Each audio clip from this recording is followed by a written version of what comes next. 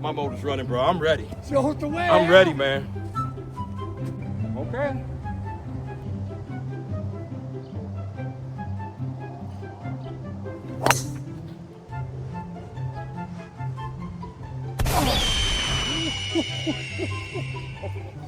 Well, you said you was gonna get a couple birdies today. Oh man! Oh my goodness! Oh my goodness! Okay. Oh, let me give a shot at it. Woo! That dog will hunt. That dog ain't gonna hunt no more. Oh God! Go ahead, Brophy. Woo! I'm working on your straw, baby. I'm ready. Okay. All right. I'll put it right down the middle. Right down the middle. Right baby. down the middle, baby. All right.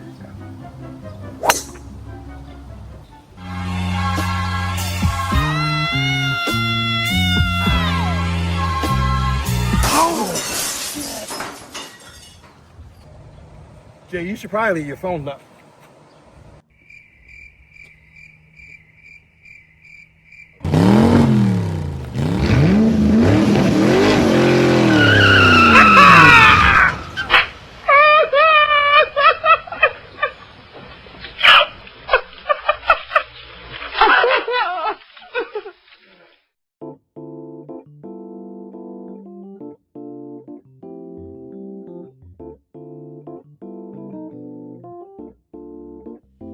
All right, welcome, everybody.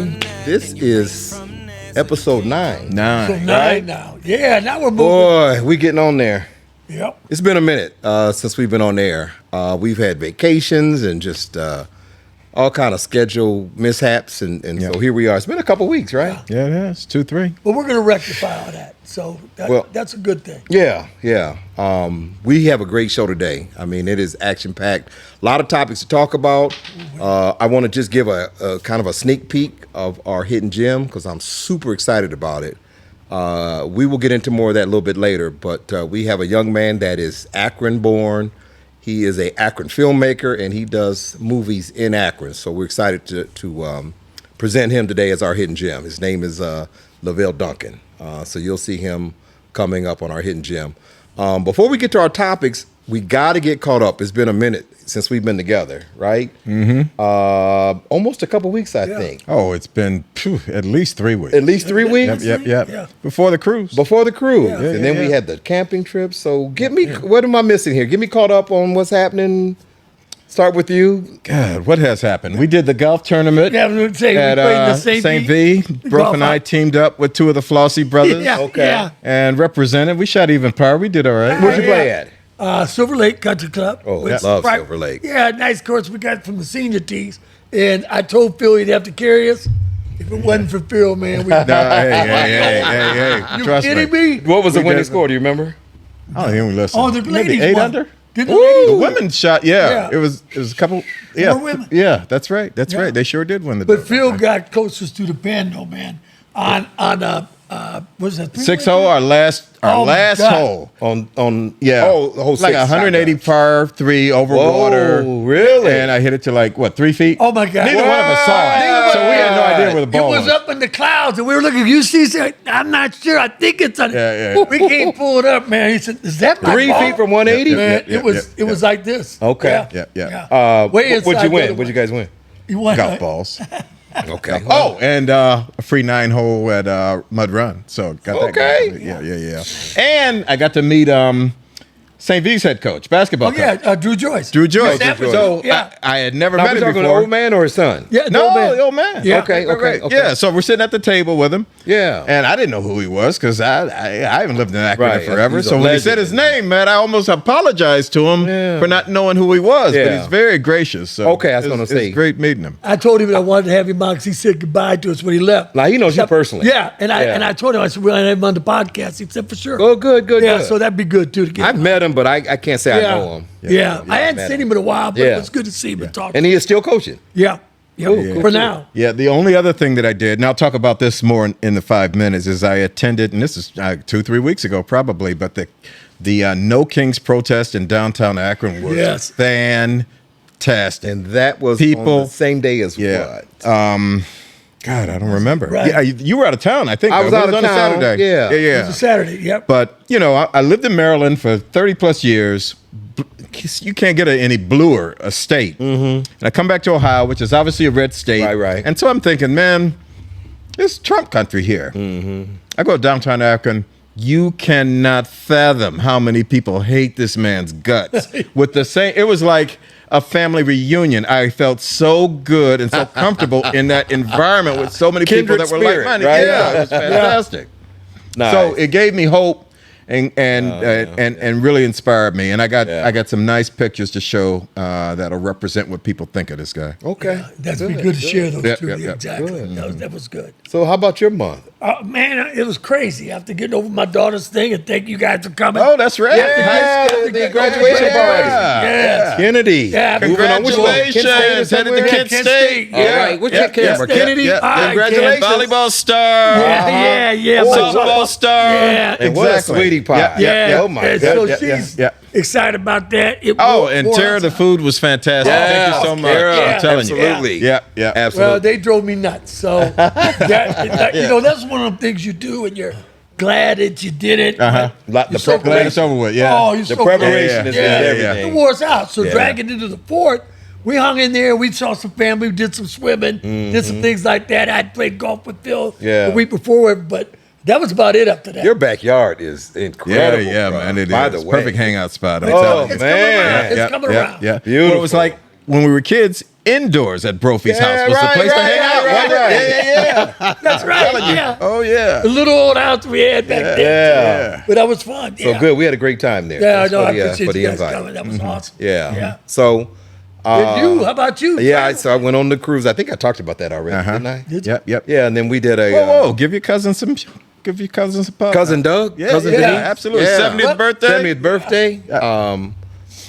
My first cruise. So, for me, it was very relaxing. I talked about being disconnected with the no cell phone service. I had zero problem with that. Yep. Went to a couple islands. We went to Nassau and some other island, and I found a hammock, and I got a book. Yep. And Ain't nothing kids, like it. they found like a putting green or something. So Yeah. I did Oh, and- wow. and do that. But I gotta tell you, my greatest memories of the cruise was the relaxation. Yep. I mean, we did. There was some nights in the club and drink, all that kind of stuff. Well, you can just chill. That's right. Just recharged. And then we did a camping trip last week. Right. That's right. Rocking Hills. Yeah. How'd that go? I didn't get Great, a bunch of family. Yeah. Yeah. Hearts all day, if Hearts I on. remember. Oh, wow. My Yeah. stories then was sitting down, eating and drinking, Oh. right? And then we played hearts. But it is again, it's another one of those moments to disconnect and Why? recharge. Yeah. Yeah. So those things happen kind of back to back. Good. Really has me hyped about getting back into the swing of things. I was really looking forward to the, But also, the podcast. you finished doing something too. Yeah. The biggest news. Some of the I'm biggest telling you. news. I forgot about that. I want to make sure you. So thank you, Even Nico want to hear about it. Yeah. So I finished my second book. Right. Yeah. I can't believe you don't have that thing here to show I up to the can't camera. believe I don't have it I either. don't either, man. That's what I was thinking. So it's on order. I do have a copy at home, one hard copy, and I got a couple soft copies that was part of the package that I purchased. But the second book, which is the sequel to the first book was The Street Cleaner. The second book is called Street Cleaner, The Reconciliation. And it just ties up a lot of loose ends from the first part to be brief about it. And I'll... Given the power of editing, we will have the picture of the book on the Right, screen yeah, during right, good this point. meeting. We will. Yeah. We'll So have we'll a have it picture in of there. the book. Yeah. And some people have the book already. I've gotten some texts of people who ordered it right away. Yeah. Where can they get it right now? They can get it on Amazon, Beautiful. Amazon.com, Okay. and I have an awdoc.com website that you Do can you order. have to read the first one to feel good That's a about the great second question. one? That's a You great- do not. Uh-huh. You do not. Okay. If you only get the second book, it's a story that makes enough references to the first part that you'll know what's going on, who's Yeah. who, what's what, Yeah, and yeah, those yeah. type of things. So that's a great question. But the I would first read- book, yeah. if you haven't gotten it, it is a good read, and it would make sense I would think- to have it. yeah. And it is Yeah. it's a quick read, too. It's the a first quick, book. quick read. Yeah. It's a quick read. Yep. Most people 2-3 days they get it done. Yep. But So, great story, Thank surprise ending, Yes. great Always. ending. It Always. really ties everything together. And I Yeah. haven't read the second one yet either, so Yeah. so No. I got to get that. Exactly. I gotta but get it's, that. But yeah. on the same lines as the first one. It's a thriller, a lot of twists and turns Mm-hmm. and surprises and things like that. So, but it moves fast. It moves fast. Nice. So thank you. Yeah, I'll Yeah, we'll get that book edited in. You'll see a copy of it. And but if you have an interest, Amazon and then my website awdoc.com. Also, I'm going to have a book signing sometime in August. I don't have a date yet because I'm looking for a venue, but you'll be posted. I'll keep everybody posted on that. So anyway, enough about that. Thank you for bringing that up. I completely forgot about that. I wanted to talk a little bit about, coming into today's podcast, the skit from yesterday. Oh, man. That opened up this podcast. Yeah. Like, wow, that was bananas. Richmond, we had a great job on that, man. Yeah. Wow, that was so much fun. I think that's the fun thing about it is we have a great time doing it. Yeah. I can't wait to see the final cut of it. I can't even. Thank you to Mud Run for being Yeah, accommodating Mud Run, with. appreciate it. But obviously, if they're watching the podcast now, they've seen the skit. Yeah. But, Funny it was thing just is, a lot of fun. There's some close to truth in that. You Yeah, know what I it mean? really is. You know what I mean? Absolutely. I know there is. With for every me. bit of that, I'm telling you. No, absolutely. I just enjoy the skit so much. It's really Yep. because it doesn't require any talent, right? We just go out and That's what's fun Gotta about work it, outside man. the Yeah. Although the acting is superlative, and shout out to Mud Run shout out to Right. Mud Run. for giving us the time and attention, Yeah, and yeah. allowing us to use their Yeah. facilities to get it Nice done. golf course. Yeah. Good. Yeah. Appreciate you. Bud Run, yeah. All right, we have got to get to some news. There's a lot of stuff going on right now. At the top of the list, we've got to address the Texas floods. Right, that was devastating. I guess the rainfall actually started on the 4th of July. Currently, the death toll surpasses 100, and there's still 160 missing still. Yeah. So there's a daily, thing where they're out and they're just kind of going through the debris and they're looking for Yeah. bodies. Yeah. And Yeah, that's a what nice they're way at to now, say that. right? Exactly. Do you know what the annual rainfall is? Period. Does anybody? No. I didn't either. No. The annual rainfall, just annual rainfall, like I looked at the state of Ohio, is like 21.7 inches. These people got 13 to 15 inches in a couple Is that right? days. Yep. When we get 21 in a year. Yeah. So can you imagine? You Because look when at you wind hear flow. 13 or 15 inches, you go, well, wait a minute. Yeah. How can that be? Well, But- the other thing is in Texas, and like I spent a lot of time in Arizona with work. It's hot and dry there, and so when it rains, it's not like it gets absorbed in the ground like it Right. does here. Right. The ground is solid. Water doesn't get in there, especially if it rains fast, and So so, the it accumulation creates those rivers Yeah. immediately. And in Arizona, they would have in Florida they have Yeah. this too. I was These saying- months, these Yep. afternoon Yep. thunderstorms every day. Absolutely. Yes. And they would just, the rain would come, and now they have a system set Now, up. Florida So- does well with the rain. yeah. right? So they have, they have the funnel, and Arizona does too. But they have, Okay. funnel in certain places. But Texas and places that aren't used to it, it can really cause a problem when you have these unbelievable, potentially climate change caused Right. storms that exist. Well, you remember New Orleans. Yeah. And I got to tell you, I did not realize until Katrina that they were basically a fishbowl. Oh, yeah. Oh, yeah. Right? Underground. The way structurally. Yeah. Yeah.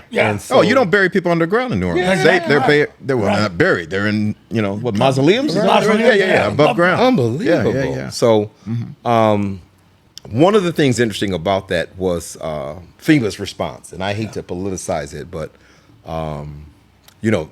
that's a truth that we have to deal with. Yeah. There's been massive layoffs, and it kind of impacted the response.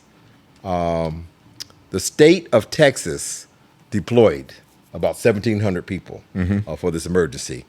FEMA sent like 70, and this was for search and rescue. And I understand there was some delay in the deployment of the federal government because of something Christy Nome was involved with that had to do with the financing of this endeavor. So, what do you guys know about that, and what's your thought on that? Well, there's no doubt that our weather reporting and response systems are less employed, less capable under Trump with all the layoffs and the early retirements that he allowed in key positions than it was before this happened. I don't think that there's any. So you think we'll see more of this? Yeah. then? So let me No first doubt. say, a tragedy is a tragedy. So I don't want to politicize this either. Okay, Right.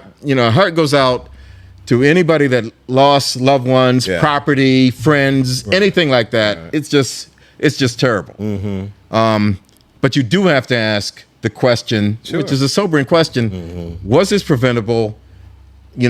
If not preventable, could it have been minimized? Could there have been a Contained a better little quicker, early warning system that would have been in existence? And there's just, from the reports that I've heard, little to no doubt that there could have been a better warning system in place had not all these cuts been put in place. And so, this is it's just the way that it is. And So you anticipate more of these type listen, of things what Trump happening? Listen, Trump has cut things. Quite frankly, in the first term, he cut COVID response. He cut pandemic response from the budget before COVID hit. And people don't recognize that. There are 500 to 750,000 people in America that died that is directly attributed to what Donald Trump did. And so that's why, and again, there's tons of reasons why I think he's just one of the most horrible human beings that ever lived. But he has. I mean, that's quantifiable. He's right. I mean, that's something you can point directly to. And like to Phil's point, when they're about the warning, there's a weatherman that came on in Florida on the air on the newscast and said the cuts that we were receiving is shorthanding everything, and we got The weatherman said that. Yes, and we got hurricane season and all those things starting. And he said you can't believe what the effects that's going to have on early weather detection, on reporting and all, because those people aren't in line anymore because they were cut. We don't see that, and we don't think about that until you have a situation like that. And this Texas camp was a big time camp for a lot of rich people. This has been around for years. They're famous for going to this place, and to lose all those lives and especially kids. Especially kids, and that's the big thing. To have kids lost in this and wonder if there wasn't anything that is or could have been there in place to at least minimize what they went through. Let me ask this, because the place where the camp was considered like Flood Alley or something. Yeah. So it's known to flood. Is that right?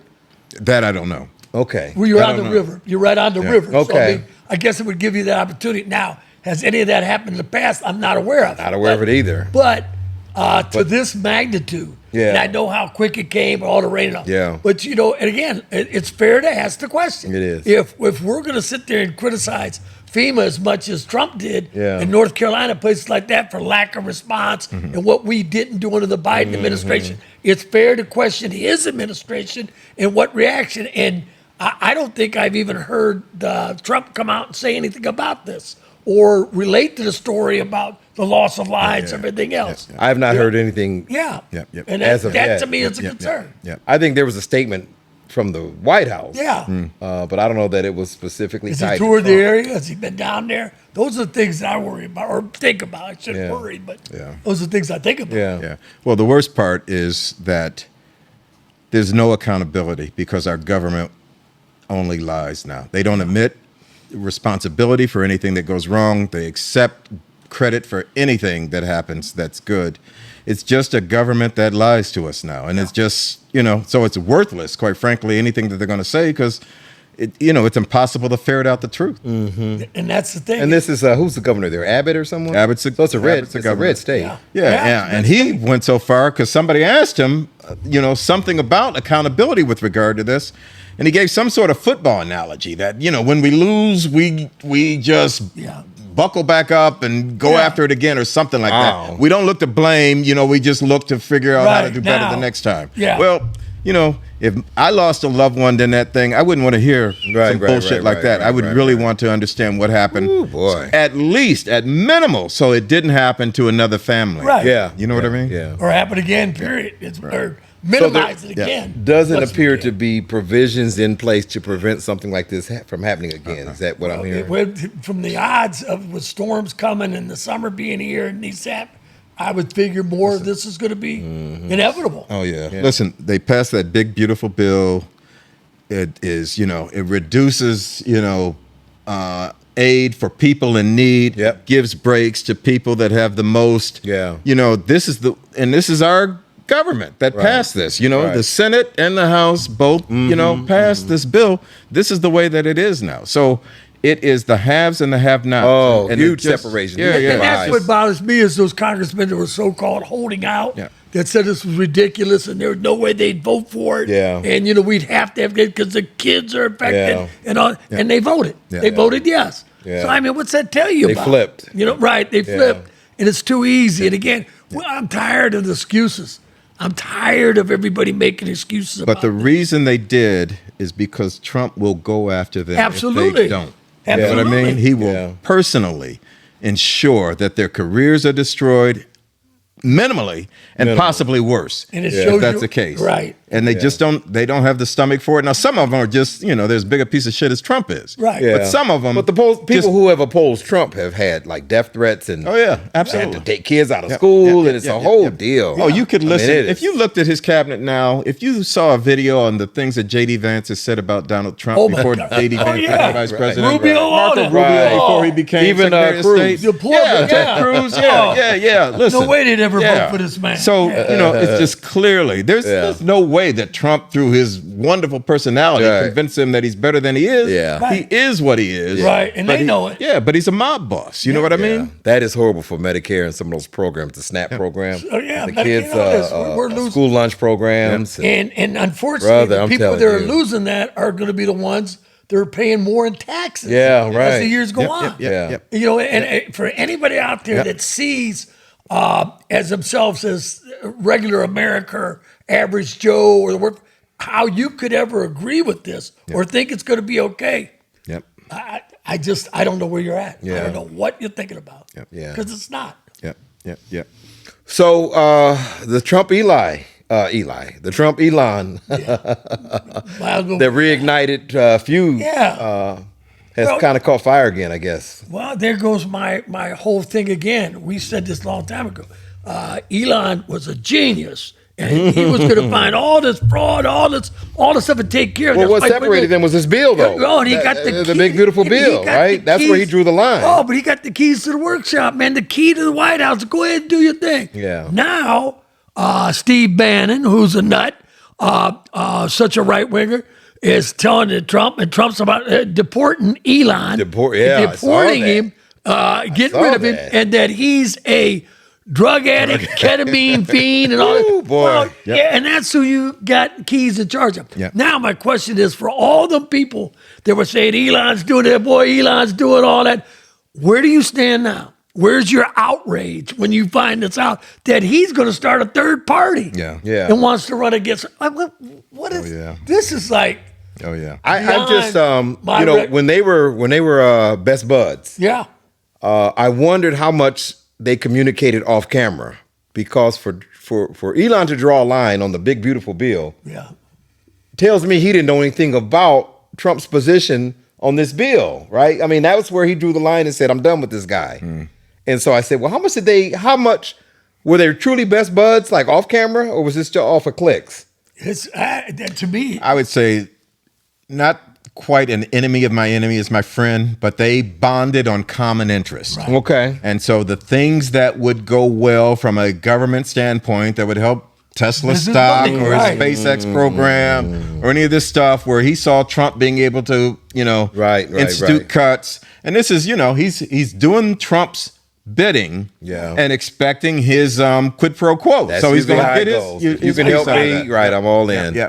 So once they had that mutual thing going with one another where it benefited each other, all was fine. Well, let me ask this then: what is it about the big beautiful bill that hurts Elon with his multi-billion dollars? Great question. Because it favors the super rich.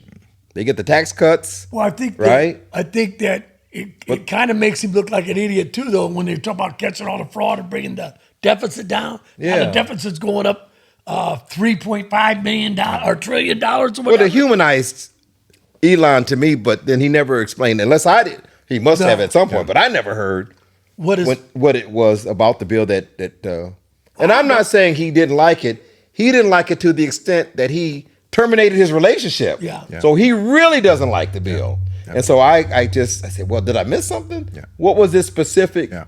Well, Elon, I can say one thing is that Elon hires geniuses. He hires very smart people to do what he wants them to do. Yep. Trump totally opposite of Trump. Trump hires flunkies. He hires flunkies. Yeah. Yeah. And so that's so I think that there is at least some merit into Musk's logic about the things that he does and why he does it. So good for business, but there's a positive end to it that is beyond I'm punishing my enemies and I'm getting my friends rich. There's more to it for Musk than that. Not that it makes him a wonderful human being, because it doesn't, but I think that there's a different goal that they had in place. I was talking about this the other night with some friends that there would Elon represents a force that is opposite Trump, right? And he wants to start this third party and all that kind of stuff. I don't know that he has the juice personally to gain traction enough to disrupt what Trump has done with MAGA. But the difference is, and I think there are a number of Republicans that are not MAGA. Yeah. Right? Yeah. That are, inclined to listen at least to an Elon and what his party's about. Yeah. Because Trump's party, is about MAGA and it's about division. Yeah. I mean, you can talk about, I don't think you can discuss policy when you talk about Trump's vision. Yeah. But it's more about division. Yeah. Right? Yeah. Well, I would say So how many of those Republicans, non-MAGA Republicans, do you think are available to Elon for him to, like, low-hanging fruit? Yeah. To at least start his third. Think the Godfather. So third party possibility, it would take a lot, but he's the richest man in the world. Right. So to impact the Republican Party, because their margins are razor thin. I think Vance had to cast the deciding vote for the Senate for the bill to pass. Sure. And I'm sure it was close in the House, but I don't know what the numbers were. Right. I just never knew what they were. I just heard that it passed. So all Musk has to do is turn a couple of senators, turn a couple of people in the houses, and he can. And he's threatened to do this. He's threatened to primary these guys so that they are out of office and that a Democrat can win a seat in the Senate or seats in the Senate or seats in the House. That just changes the balance of power. So Musk can do that. A third party bid is a great and noble idea. I have no idea how big an endeavor it would be. Musk can't run for president because he wasn't born in the United States unless we continue to ignore the Constitution. So maybe he can. Yeah. But we have the richest man in the world against the most powerful man in the world. Which is, and so neither one of them are used to somebody telling them no. Right. And certainly neither one of them is used to being heard, by like a colleague telling them to go fuck themselves. Right. Which is what both of them essentially are telling each other. Exactly right. And so this can get nasty. And there's a lot of Republicans. And again, when I say think Godfather, when Michael said, our people work for us, not based on loyalty, it's business. Right. So their loyalty is based on business. And so just like, what was Fish's name? I can't. Fish and the Godfather. I forget what his name was. Tessio. So he made his bet. He's Full time saying, yeah. I don't think Mike's got the stones. I'm going with Barzini. Made a bad call and it cost him. But he had to make a bet. Who's going to win this shit? There's going to be a battle here. And so he picked the wrong side. These Republicans are doing the same thing with Musk and Trump. They got to pick a side. Yeah. And some of them will pick Musk. And if it's enough to get, Trump to lose that power, it would be fantastic if he could, because we don't have much time. I don't even know if we have time for the midterms before Trump is just all powerful. But we really need that to happen. What's Trump just turned 79? Yeah. I've never seen a guy with that much energy. Holy cannoli. I kept thinking at some point he's got to slow down, get sick, take a day off. If you listen to this guy has the energy like that, I don't know what's keeping him around. I mean, is it just hate fueled? Is that I think it's just a power thing. My goodness, does he have energy? Every time I see this guy, he's ready to go. I mean, Biden was shuffling to don't even get me started on that. He plays a ton of golf. But he's McDonald's. I mean, Yeah, I don't get it. That's why. get Listen, it. hey, listen. Don't get me talking because Satan will come into play here if we keep this conversation going. I don't get it, I don't bro. get it either. I'm telling you, the I man don't is get as it. magnificent health, and you would Magnificent. think, Like his yeah. energy. He just never stops. He is never shuts fueled up. I by- guarantee he's got medical doctors around him, yeah. things like that to help him keep his yeah, stamina, everything. Well, the other thing is, You know, he doesn't drink, doesn't do he drugs. fell asleep at the Doesn't- Pope's funeral. Yeah. 79. So, Shit, I fall So he- asleep. yeah. I mean, I don't knock him for that. Yeah. So The Pope's funeral, you know how long and boring that. Listen, yeah. that's terrible to Yeah, say, yeah, but yeah. I can't fault I hear him for you. that. I- shit. I just So, but you're right. I don't get it either. It's not his energy that really puzzles me. It's his health. Why does this man never get sick? Never! Other than COVID, Right? Dude doesn't even have a Took the cold mask in the off, time that I've known. I just can't. just get COVID in the air. You got the best. And this was doctors when around COVID you. was like a killer, right? It's telling not the you. COVID we know He now. is the movie The Omen. He's Damien in The Omen. That's the only thing that I can see. It is a perfect depiction of him, man. I just can't get over it. Man, oh man, oh man. I think he's going to take that turn. I really do. You think so? Yep. Yeah. He's like he's like the LeBron of Of politics. he's like the LeBron of politics, bro. 22, 23 Yeah. years hooping, still running with the my young guys. goodness. Yeah, that's a good call. Oh my God! All right, let's move on to Hey, something else. God. we'll never get LeBron now, by the way. Oh, yeah. Yeah. Love I'm you. still asking. Come on, LJ. Please come home, baby. Yeah. Let's talk about the Diddy trial. You know, we talked about that during our last podcast. Yeah. Yeah. But the trial was in progress, I should say. And so now it has ended. I don't even know what our predictions were, but Diddy I said he wasn't going to do any time. Well, he was convicted of 2 convictions, the lower charges. They tried to swing for the fence with this. Right. Racketeering Rico. Yeah, Yeah. exactly. You know, that is very difficult to prove. Usually, when somebody gets charged, they have the something, good. right. Yeah. So, Yeah, you're right. And I remember when we were talking the last time, we were saying we hadn't heard anything. Right. We'd heard what's her name? You know, whatever his the girl's victim. name is. Right. It was all about. It was too much about that night. You know what I Right. mean? And Yep. freak offs. Right. Oh, okay, he did freak offs. So what level of crime is a freak off? Because I That's didn't what heard we're talking anything about. that's I criminal. think that they initially thought they would get cooperation from some of the male strippers that came from out of town that were hired to come in to have sex at his party, and they tried to paint that in a light of coercion, like they were forced to come in. Yeah. Or once they got here, they had to do or whatever. I don't know. Yeah. But those guys were like, no, I was working. Yeah. Hey man, Yeah. because I got paid. I had a great Yeah. time. That's a reach though, Rico. And that was where they, that was the bulk of their. I was surprised that the prosecution kind of put their chips All on the table. on that. Yeah. Yeah. Well, we didn't see the witnesses at all. We thought we'd see. Yeah, you know, a lot of that big- it's gonna be a Oh, bombshell. boy, Wait wait till till this, this, wait till this. Yeah. If it was You know. televised like OJ, it would have been Yeah. must see TV for Yeah, sure. yeah. But doesn't mean the verdict would have been any different. Right. But it would have Yeah. been must see TV. Well, the verdict wasn't any different Nope. because OJ got off too. I didn't think. correct. I said I didn't think Diddy was. I don't know if that's good or bad. I mean, it's not a guy. This is not a murder trial for one thing, Right. right?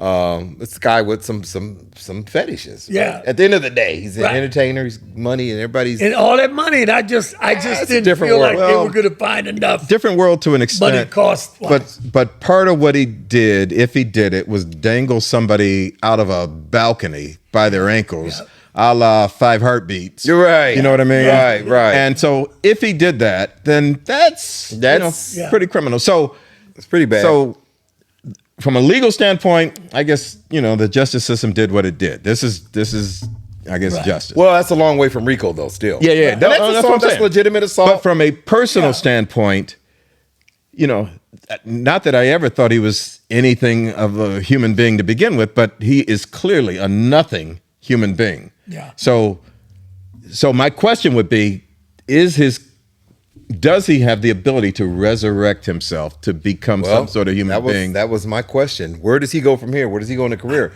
And I asked that because when those verdicts were announced, like he got like a standing ovation or something. His mother, I can't came to the fathom who would. courtroom and Yeah.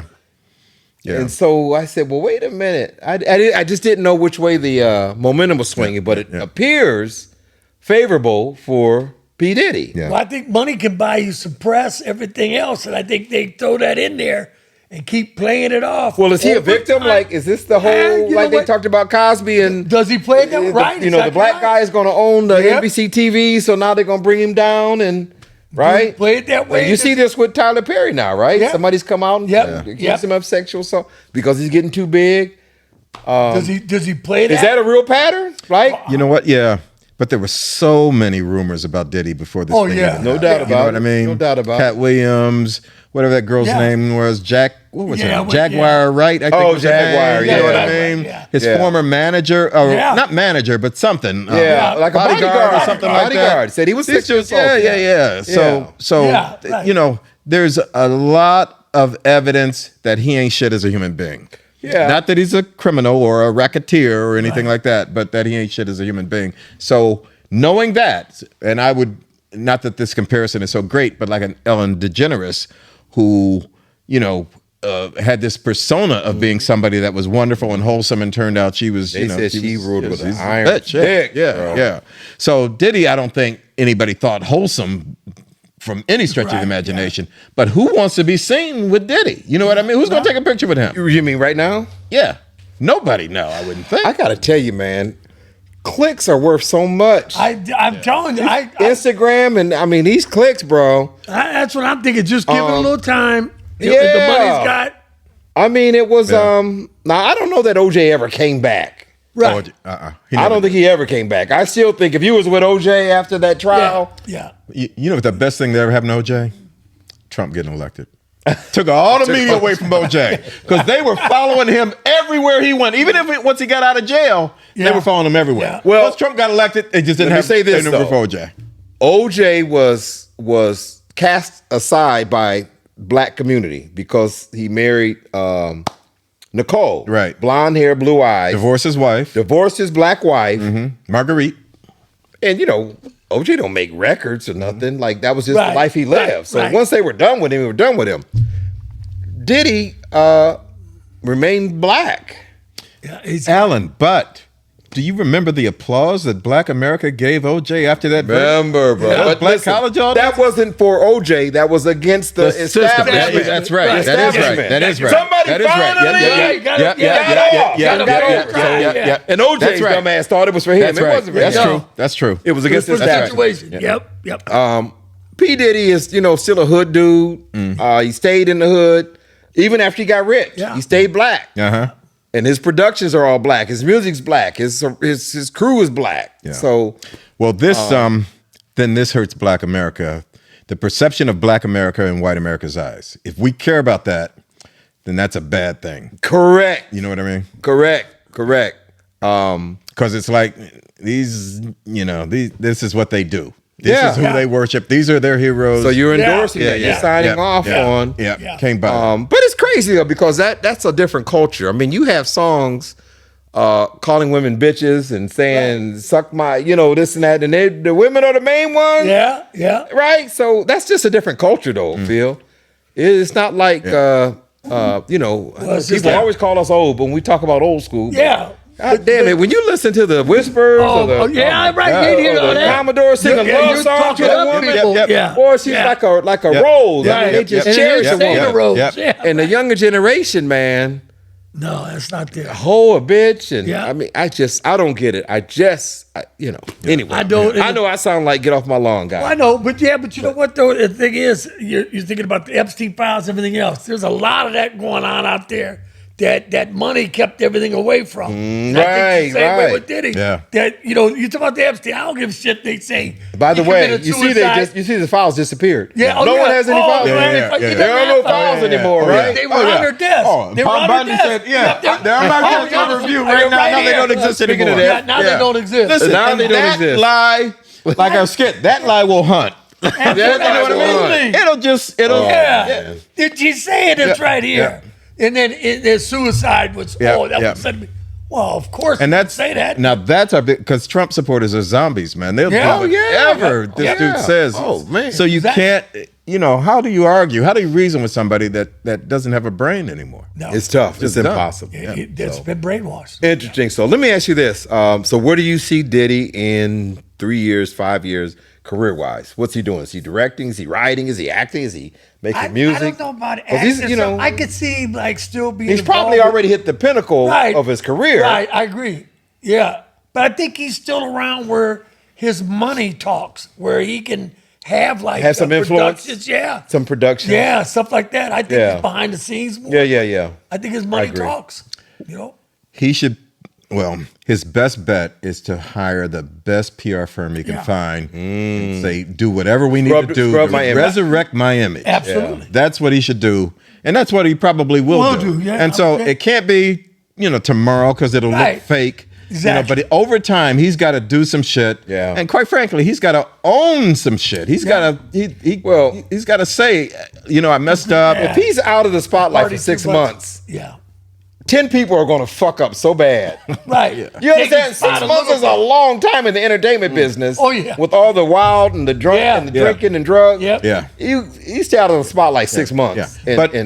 But he is what he is until he convinces people that he's something different. So they'll forget this. I agree. Well, look at Will Smith. But People love him again. do they? Absolutely. You're kidding me. Will Smith just made a new rap Second song, chance. and things selling like hell. Motherfucker. And he got a diss tape in there on Chris Rock. Oh, Chris Rock. I heard that. I can't believe that. Unbelievable, right? Listen. Right. Yeah. Yeah. You know what?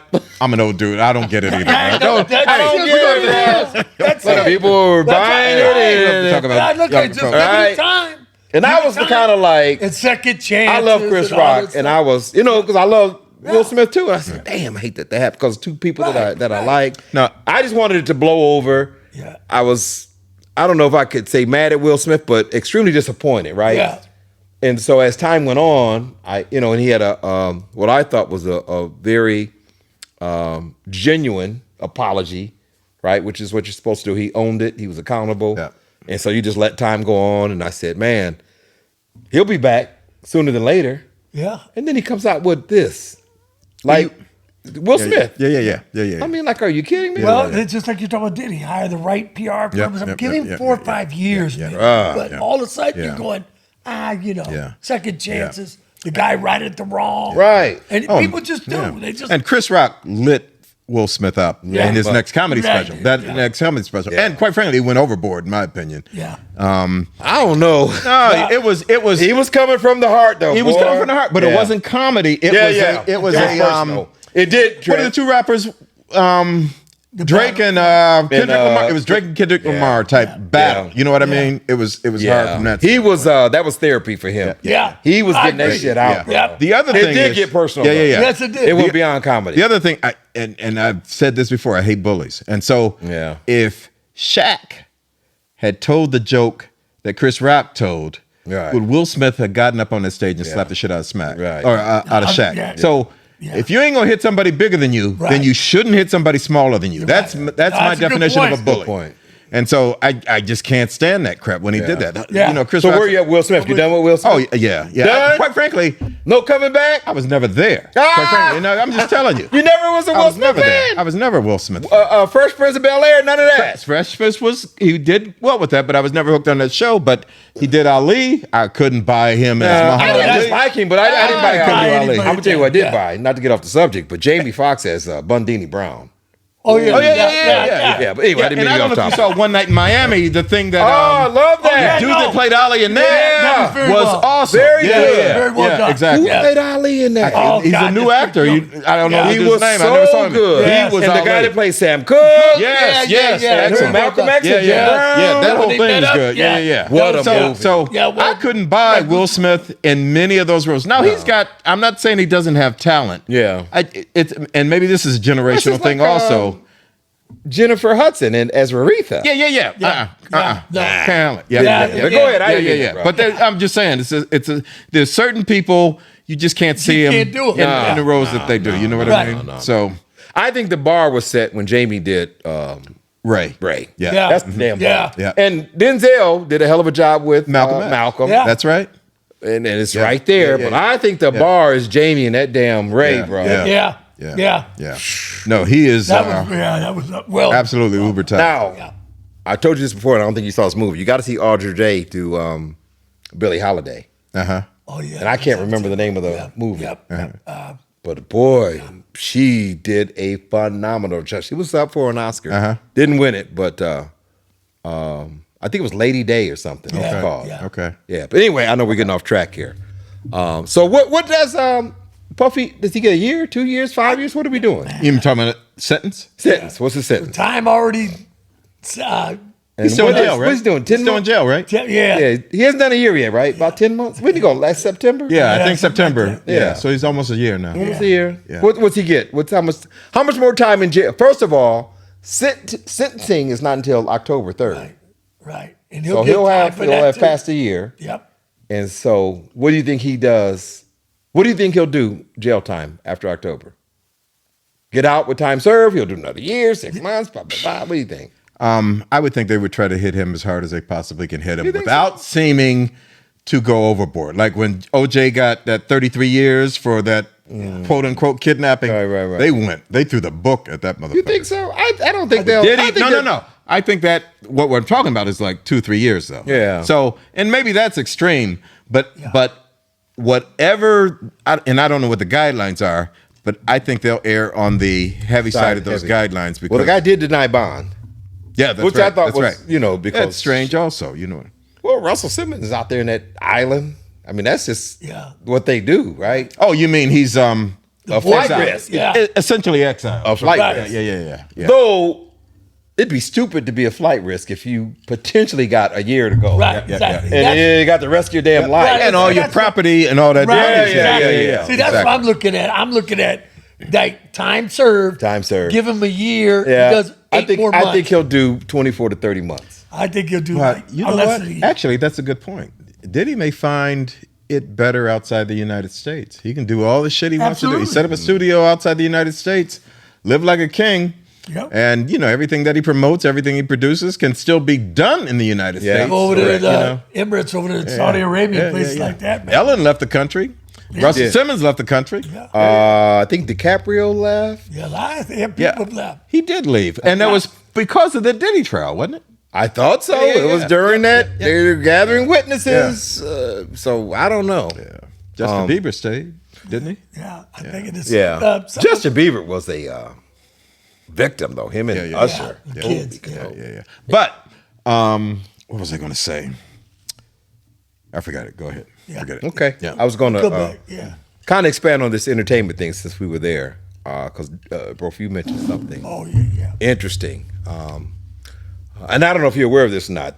There was a Superman filmed in Cleveland, and it was one of like 6 total films over the last few years. Over the last And year. you had some interesting figures on that. Well, the thing about it was the state of Ohio gave that tax. A for tax the- break. Yeah, tax Okay. breaks for filmers, people to come in and make films. And this Well, is now, you remember Yolanda? Uh-huh, Right, Yolanda. Yeah. We had Yolanda on earlier, and if you watch our podcast earlier, she talked about getting into acting and Cleveland having a great idea with their studios and things they're doing. She said it was really well done and get a lot out of it. Well, they just finished up Superman or whatever, did $37 million they spent to film Superman in Cleveland. So that's money spent In our state, Cleveland. right? Them getting a break. Now with those other 6 films, it totaled $77.8 million over the last year spent in Ohio getting those tax breaks, but putting money in. Now 25,000 hotel rooms were rented during that time too. So everybody got fat. Yeah, so everybody got fat. on that. Restaurants, hotels, Yes, public it- transportation, Right. Ubers and Uber, everybody. Lyfts and Yeah, that breaks everybody got everything. fat. Exactly right. So that was great, them spending that money here. So I think you see more of that. And to Ilana's point, that grows that interest if you want to act or get into something. Man, there's production here. There's things going on. Because people are spending money here. And Cleveland has become a destination Yes. because they are willing to give those tax breaks for Absolutely. these film production companies. Well, we were talking in our guests to come up, they're talking about filming in Mansfield, places Yeah, like that. right. I got a thing sent to me because I was trying to do that I would do that just for the hell of it, be an extra or whatever. I got things sent to me saying there's still. So you're in some kind of database. Yeah, in the database, even though I, long been done with it, but I got things sent to me. You got a Screen Actors Guild card? Yeah, I had to join SAG. SAG to get an extra role. Yeah. So obviously I just let it expire or whatever, but I still got an email sent to me. What the hell? But if he renews his card and he does, if he has one scene where he just walks across the street and they show his face,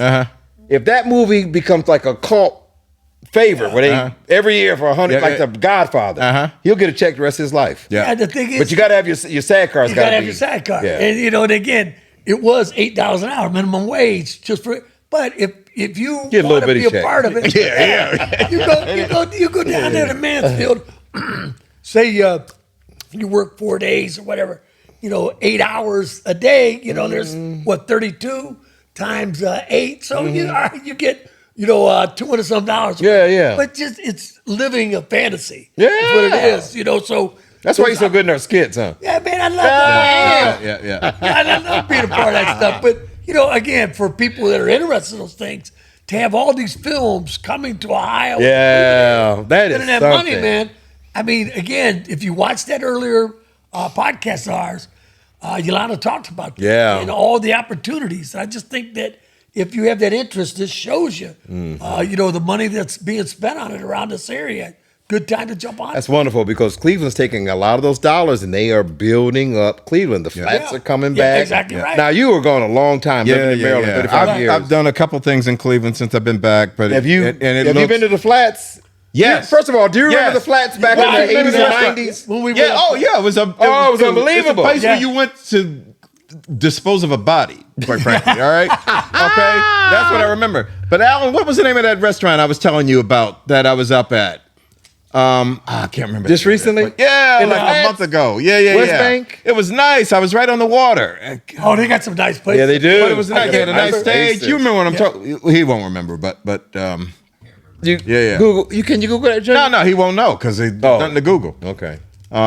But I was blown away with how nice it looked up there. Absolutely. And then I went up to, I want to say where the Browns stadium was. Either the Browns or the Indians baseball, or the Guardians baseball field was. And it's beautiful up there. It was just the Browns are right. The Browns. The Browns. So this is, but this is right near the stadium. Yeah. Right. And I was parked. I can't remember what it was up there for. It is beautiful. Yeah. Really, really nice. Yeah, you can walk around down to some nice places. Yeah. That's the other thing, though. With that stadium thing, that's another story. But how that's going to affect that area. Do you remember you and I going to something downtown Cleveland? I don't know, late 80s, early 90s? Yep. And just hung out it was some kind of river fest. I know. Yes, I was just saying. And that's we were there all day. Yep. I don't know what that was. Then they had a ton of stuff. Going on. Yeah. Oh, yeah. We were both singles. So let's just leave it at that. That was years. Let's just leave it at that. Yeah. All should right. try some restaurants around town now that I'm thinking about it, because Cleveland has some great restaurants. Yeah, they do. Not that I've Why is it so nice experienced them. eating on the water, first of all? Oh, man. Why is that so Relaxing. nice? I love eating on the relaxing, water. It's the same as eating a hot dog at a baseball game. know. Right? Yeah. It's better than a normal hot dog. Best hot dog you ever had, right? Yeah, absolutely. Absolutely. Yeah. Love being on the water. Eating. Yes. Yeah. All right. I want to bring up another story. Phil, you actually brought this to my attention. I saw a blip on it on trending topics, but I didn't. Yeah. Dwight Howard, who was married, has now filed for divorce. Or he's getting divorced after 6 months. That's so right. Yeah. what do you know about that? His wife filed for divorce. I can't remember what her name was. The wife filed. Wife filed for divorce. Did she give a reason? Married 6 months. What is that reason? That the wives get? Irreconcilable differences. Yeah, so that was definitely it. And what does she want? What's the word? Half. That's what Eddie told you in the 80s. So that is, Eddie said he's getting his wife from Africa. So listen. Yep. Now, Dwight's, I'm not outing anybody. His sexuality has been in question. I don't even know if it's in question. So but it's been out there forever, okay? This dude, why he would do this, it just makes no sense at all. Get married? Why he would get married makes no sense at all. You got all that money. You are not a good, not that his sexuality has anything with being regard to being a decision maker, but if you if you married a woman and 6 months later, now she may know she don't want to like your ass in 6 months, but if she filed for divorce in 6 months, she knew in 3. Well, wait that a she didn't minute. like Hold on. So your point was, why would Dwight do this? Why would Dwight get married? But she filed. So maybe Dwight saw something in her that he said, hey, this could be my wife. He married her. It was something that Dwight did that she said, I'm filing for divorce. In other words, Dwight didn't have a come to Jesus moment after 6 months and go, oh, I'm divorcing her. She's divorcing him. Right. So as to why Dwight married her, could have been because he thought she was the one and he was in love with her. Let me tell you, once you become a multimillionaire, you cannot. God damn, I'm screwing myself here. You can't listen. You can't. You're not gonna make any new friends. But Dwight is. Once you are a multimillionaire, he's late 30s now, right? Is he? Dwight's worth. I'm gonna say he's worth He's worth $100 million. Yeah. You don't fall in love if you're worth $100 million. I'm sorry. I don't agree with that. Listen, you cannot know. You can't miss that her motive isn't money, unless he said the word prenup. Yeah, prenup. Unless there's a prenup. If he was too stupid not to get it, and it reminded me of this Gilbert Arenas story. And I don't know if you know this Gilbert Arenas story, but Gilbert Arenas was a classic knucklehead. All right. Yeah, now he's got a podcast, and he is very good. Fantastic. He's very good. Fantastic. You talking about when he put the guns there for? Oh yeah. That dude, Crittenden or something. Yeah, Crittenden. I think that dude's dead. By the way, is he? He's dead or convicted of murder. He's either in jail or dead. No. I saw him in the news. I think he's convicted of murder. I saw him on a. You know how those things come up in your Hey, Facebook? can you check him out? Jarvis Crittenden, NBA, Al. Yeah, he's alive though. But, is he in jail? I think I saw him on like a one of those videos. I thought where he talked about the day he went to practice. And those guns were. You know what it was? They were sitting on the locker. Gilbert said, "Pick one." Yeah. You said you want to shoot somebody. I was in DC at the time. That happened. Yeah. So he was permanently out of the league. He ruined his career. Crittenden. Right. Yeah. So he ruined his career. he was released April 2023, but he was sentenced to 23 years for 23 years. Manslaughter. He did kill somebody. I thought that he killed somebody. Crittenden did. Yeah. Yep. He only served 10 years. Yep. And Gilbert should have been above. Anyway, go ahead. I'm messing up your classic story. knucklehead. So my point is, Gilbert was engaged to a woman, gave her a $375,000 engagement ring, and then they never got married. So that ring is out there. She's got that ring. So this is fucked up. But he makes up with her. No. Gets the ring. All right. Says, oh, baby, that ring's messed up. Let me go get it clean. Oh! Bingo. Swaps the ring with a $10,000 ring, gives her the ring, and she doesn't find out for years that he gave her. And so he swaps the ring out and then breaks up with her again. He doesn't know for years. That's pretty smart. It is, but my point, I don't know where I'm going with this. Right, but all right, you shouldn't. But that's a great story, he came out of his knucklehead phase. Right. To actually do something, I don't know if it's responsible, but economically, he made a good economic move. Huge come up. Are you kidding? Yeah. Okay, but Dwight Howard, $365,000. Listen, Come on, from what I'm hearing. you married to a woman. You know you are at minimum bisexual. So don't give me that love of my life crap. Got no pushback. You are at minimum bisexual. I don't. You are worth $100 million. I'm assuming. I don't know what his net worth is, but I'm assuming Dwight Howard's worth $100 million. Gotta be. She's asking for $50 million. You understand? $50 million. That is just. It just listen. Yeah. I'm sorry. There's just nobody that can enter my life if I'm worth $100 million that I'm risking $50 million. For. I agree, but her attorney. You got to start high, Phil. Yes. And then when they come down, she might get a third of what she's asking for. Okay. But you got to start. Excuse me. You got to start high. In your negotiations. But my point Is is, she worth $30 million? it just listen. 20 years from now, give me 20 What years. state? First of all, what state are they in? What state did they get married? I don't know. But because that's very important. But why marry her? There's just no point in that, as far as I'm concerned. I just don't see it. Okay, I'm thinking Dwight's a 30. I don't know how.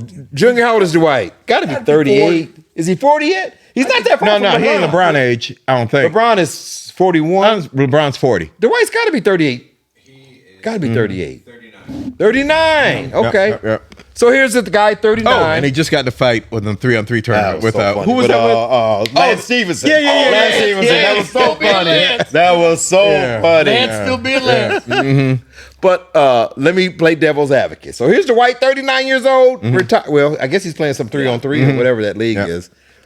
But his NBA career is over. And, at 39, man, like, you're getting into middle age and maybe he doesn't, want to spend the rest of his life being single. Listen, being single now ain't like what it used to be. Yeah. Right? Right. But all When he finds somebody he thinks is the one and he wants to, you just saying don't marry her, right? You saying just date her? Listen, I'm Freedom, saying man. give me Maybe 10 they wanna years. grow Give me up 10 along. years of cohabitation, and if it's cool, then see, you're too logical. Yeah. That's a great idea. No, I Yep. agree with you. And that's something you would like tell your son if he was a multimillionaire. Yep. Son, move her in. yeah, it's too late. But then watch live with yeah, her. Yeah. But Listen, watch. But that would be good advice for your Even son. your male friends, if you got $100 million, you can't make a new friend unless that new friend has $100 million, because you can never know what their motives are. true. That's just. Can And listen, you imagine know how me. hard, I'm can as you nice imagine as how they hard this come. woman is working before they get married, hell yeah. during the courtship? Oh, hell yeah. Can you imagine Oh, what hell she's yeah. doing? Oh hell yeah! You think she puts? yeah. Can you imagine the work she put Yep. in? Yep. Like her goal is to get married. Yep. Right. Every day. Yep. He's thinking. Yeah. Oh, All right, brother. Now we need some female Feedback. guests Perspective on and it. hosts, because we're saying some very sexist shit here Well, right now. I mean, yeah, we're saying some very sexist stuff. correct. But a woman worth $100 million ain't about to marry a man unless she knows that this shit is real. She ain't about, No way. or You're without right. a prenup. She ain't I'm saying, about to turn over if you $50 million did that, right. You're right. to some guy that's right. going to ask for a divorce in You're 6 right. months. You're right. You're right. So, yeah. So, the benefit of having $100 million, you got $100 million. The downside is, you any relationship you forge from that point on is suspect. Yeah. That's just the way that it is. Yeah. I doubt seriously she'll get half, but she'll get. She'll never have to She'll work get something. again. She'll be. Yeah. She'll be good to go. Yeah. MLB All-Star game's coming up. I haven't watched Yeah. a lot of baseball. I'll be honest with you. Yeah. I've been. I know that you pretty much. Yeah, I watch the keep up what's Guardians. going I on. keep it Andre Knight. Anybody our old, local? yeah. Our All-Star game. Our former guest, I texted him last night in the booth. Andre. Knight? Yeah, Andre Knight. Okay. And Andre got back with me because the tribe came out of there, or the Guardians came out of there with a 10-6 win on a Yeah. grand slam. Somebody hit a grand slam. After a 10-game losing streak, yeah. something like that. Game And that- losing. and I that's- had no idea. Yeah. I'm going to be honest. Out of the loop, The bro. pitching hasn't been that bad. Only one that's Really? hitting the ball is Jose Ramirez and Quan. Uh-huh. Those are the only two guys you So- can depend on hitting. Let me ask you this about the 10-game losing streak. Are we losing 3-2? Oh, yeah. Really? Yeah. So we're not getting beat. We got bats we are got dead. Nothing or anything 4 like that. games. Yep. We lost 1-0. We lost 2-1 in 10 Okay, innings. okay. And we're talking about Detroit and people like that are really playing well. Okay. And we're still hanging in there. Okay. But then we fall apart. And again, everything is magnified. Like they tried to steal second base. The ball bounces off the catcher, hits his mask, and falls right into his hand and they get thrown out second base. So when you're losing like that, right. everything's going magnified. wrong. Right, everything's just going wrong. Yeah. But you know what? I was listening to this Cleveland sports talk show, and they had some guest on that was doing the analytics of Major League Baseball. And this is like 3 weeks ago. And they were saying Cleveland's record is amazing for the way that they're playing. Absolutely. That they are playing up. Their record is above their level yeah. of play. Yeah. And they're like, Wait a minute. That suggests they're not playing well? That No. they're not Oh that my they're not God. as good as their record. That's Oh, what they were really? saying. Absolutely. and they do it because the guys all make the effort of doing it. But if you look at their club, they got probably 3 guys, maybe 4 in the starting lineup. They're batting under 200. Under 200. Yep. And then you got 4 guys. guys? Then you got guys Yep. batting under 250. Yep. And then part-time guys coming up that Yep. you don't know. But the guy that hit the homer, Martinez, he's a keeper, man. This kid's going to be a good one. Oh, he's a young kid. Yeah, I'll tell you what, this kid's going to be a good one. He's got a decent average, probably about 240, 240, right, 250. okay. And he's got like 6 homers and 20, 30 Okay, RBIs. okay. But he's just, they play him at Did they center bring him field. up from the, Yeah, he's young. You can play him at center field. He hasn't been play him at second. the majors all year then. They No, brought him he's up? been up this year. This Oh, the year whole he's year? up there. Yeah, Okay, but okay. he's a guy, if you look at him, he gets it. And listen to Andre's interview with him last night. And Andre's did a good job at that. You listen to him talk, and you listen to what he's talking about. He gets it. And that's what Andre texted me back when he goes, this kid's going to be a player. He gets it. And I had to agree totally just by listening to him. Yeah. You go, Martinez, this is going to be a player. Yeah. But we just need the other guys like in the bottom of the lineup, like Rocchio, who doesn't hit home runs, the way he hits for like a 179 average, who's back up at shortstop due to injuries.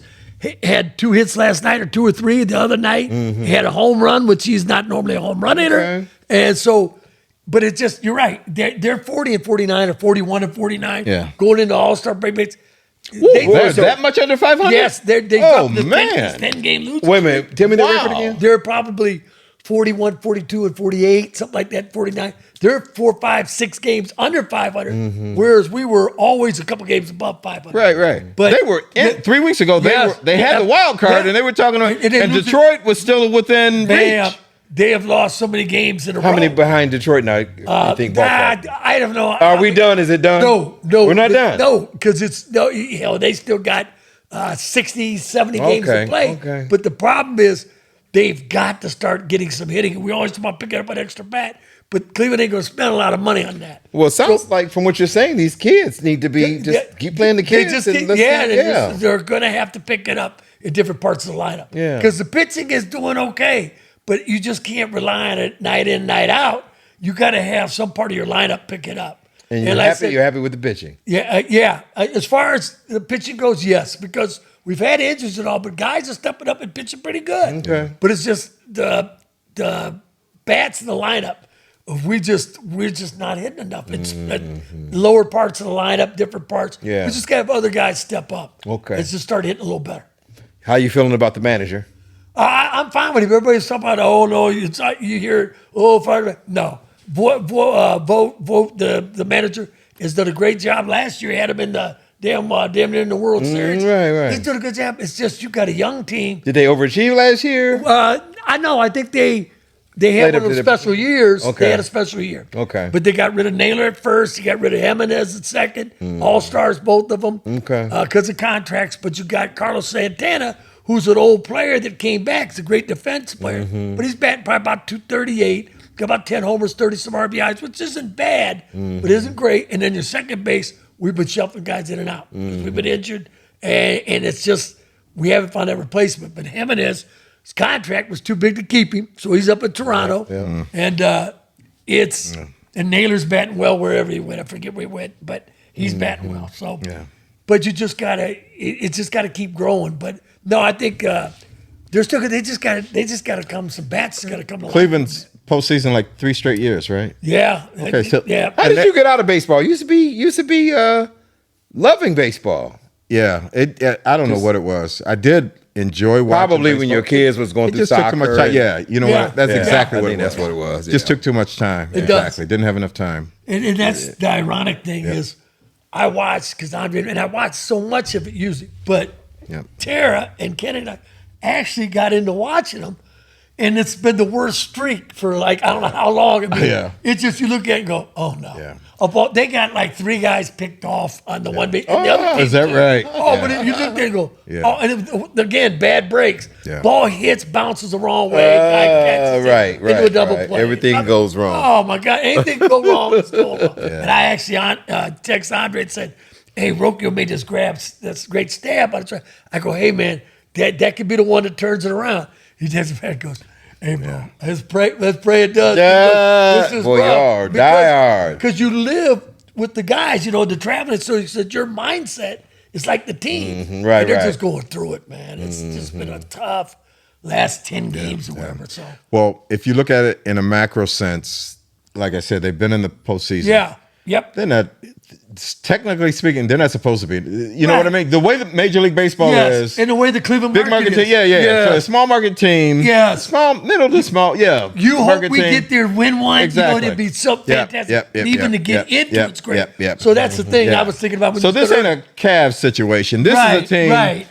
They've really performed to the level that of the they, best you know what I mean? the best they could. Exactly. Last We year need they had to manage our expectations. They had a Yeah. great postseason last year. They had great pitching and great bullpen, yeah. and they had timely hitting and enough Yeah, hitters. yep. But they could have used another bat. yeah. But they just Yep, yep. they're not going to spend. They that got to money. catch lightning in a bottle. Right, That's what exactly, they got to do. exactly Because right. even a great player means you're going to lose them in a year or two. You know Yeah, what I mean? yeah, it's just, right, it's just the way that it is because they can't afford Yep, it. And so they exactly. want to trade that to somebody that they hope will develop. Right. And at the right time, that these They two hit or it. three players that they get for that great player contribute to the point that Exactly they're right. they're Yeah. a So that's championship. kind of the team. nature of the sport with It a is, small with market small team. market. It's New York can hold on to them. Right, It's yeah, bad LA and them spend like crazy. because baseball isn't as competitive as the NFL or the NBA. I mean, Right. the NFL, literally anybody has a chance to win the Super Bowl. Baseball, it's like a half a dozen Right, teams right. that have a chance and to the win tough the part World about Series. that is like the Rockies or someone this year,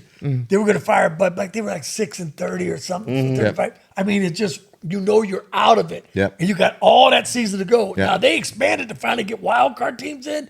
Thank God, Yeah, because yeah. you're looking at a team that's hot. Say they're 70-30 or something like right. that, and you're 40-40. You ain't going nowhere. Yeah. You Yeah. know Yeah. it. Yeah. Yeah. And then you got to continue playing like Right, that. right. So they with the Now, do they call people up from the Oh yeah, AAA? yeah. Let's get this kid like some. late in the season, you'll Okay, start yeah. seeing, especially teams are out of it. Okay. you Yeah. start seeing young kids playing a lot. Yeah. Okay. They'll bring up see what they got, and some teams again, you're lightning a bottle. It's what you're looking at a shot. So if you're a Cleveland fan, like I said last year, yeah. man, we got a shot. we get in there, man. yeah. The right guy pitches right there, timely hitting, and we find that. I got to tell you, this has been sports wise just a dead Yeah. time of the Period. year for me. Yeah. Yeah. I mean, anything going on with the Browns? That we Nah. need to- Yeah. I keep Well- seeing Shador, this and that Yeah. on the internet, but nothing I'll tell really you- substantial.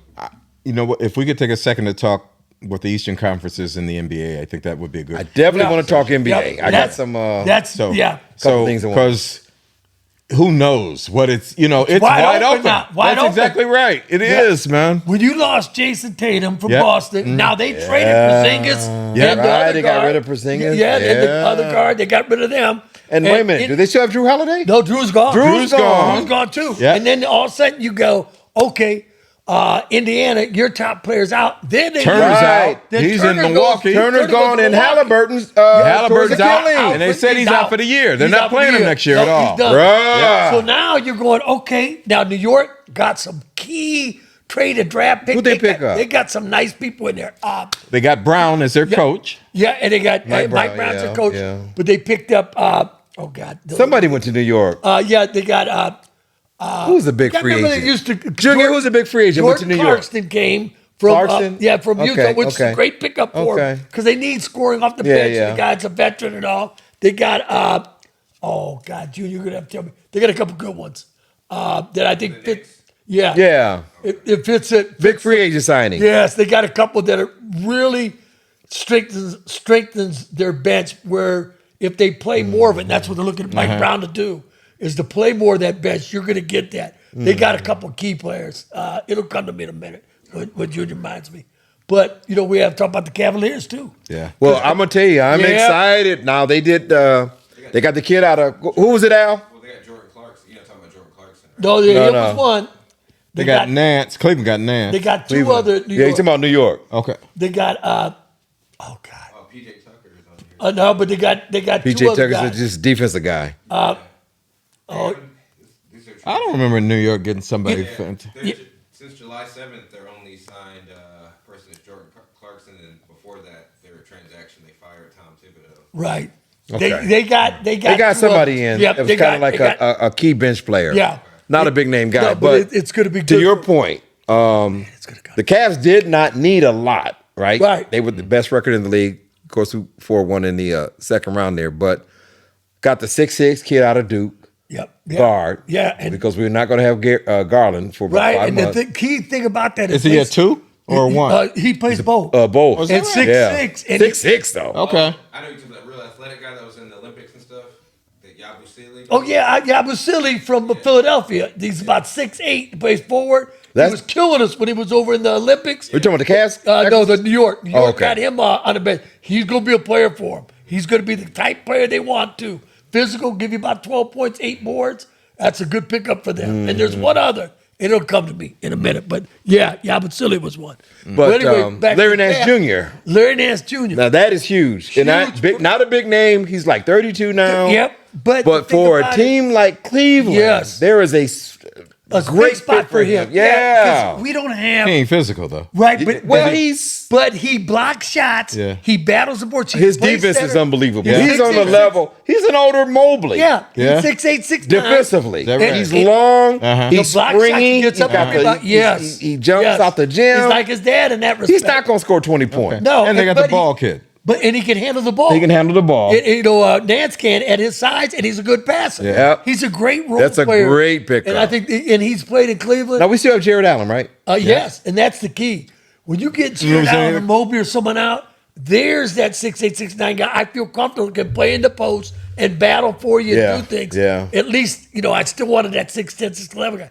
But Well, there Nance was a is that clear guy. deficit when Yes. we had to sit Jared Allen down and play Mobley at the 5. Mobley's right. is not a 5. Right. And then when they put Tristan Thompson in, it was a clear deficit. Right, exactly. Defensively. I think Nance helps a lot. Wade at 6'9", Right. did the best he could. Right, but he's not a post. But this Nance is a great pickup. I know think- he, I think he is. still lives in the area. Yeah. He never.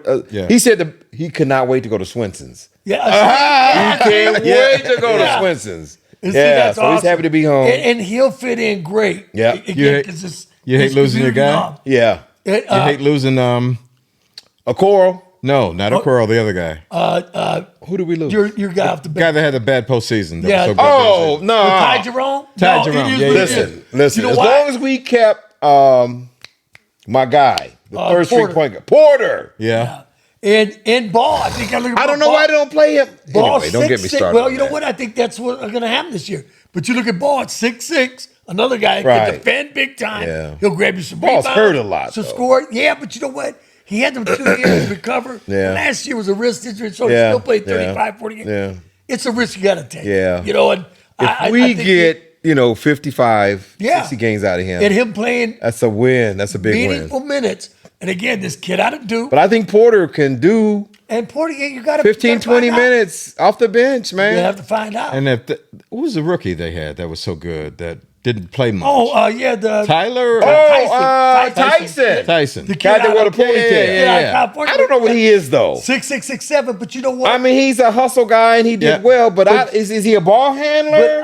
But is he a think twos? He I a think small he could do three? small. I think it may be a small 3, Okay, but I couldn't figure out what he was. He can I love score. him. I love this play. yeah, he can score and play. But I think those are the guys you're going to have to see more. yeah, of. yeah. They're going to have to contribute Yeah. more. And again, I think it's a good thing. I think it's a good thing. We see how they develop, but Well, I'm excited about the Cavs. Season. I'm definitely. I mean, I'm at my heart. I think a Browns guy still. Yeah, But I am really, really looking forward to the Cavs season. yeah. Good, because if you were you looking forward to the Browns, I just don't see it. man. I'm telling you. I love the Browns. I know what they are, but Yeah. I got love for the Browns, man. I mean, Luckily, I don't in football. I mean, I'm a fan, but I'm not. I'm just. I've been going for so long, and listen, I'm telling you, it's like your kid is a boxer, but he's like Jerry Quarry's Right. little brother or something. Right, He right. ain't good at all. All right, No. he's getting his ass kicked weekly.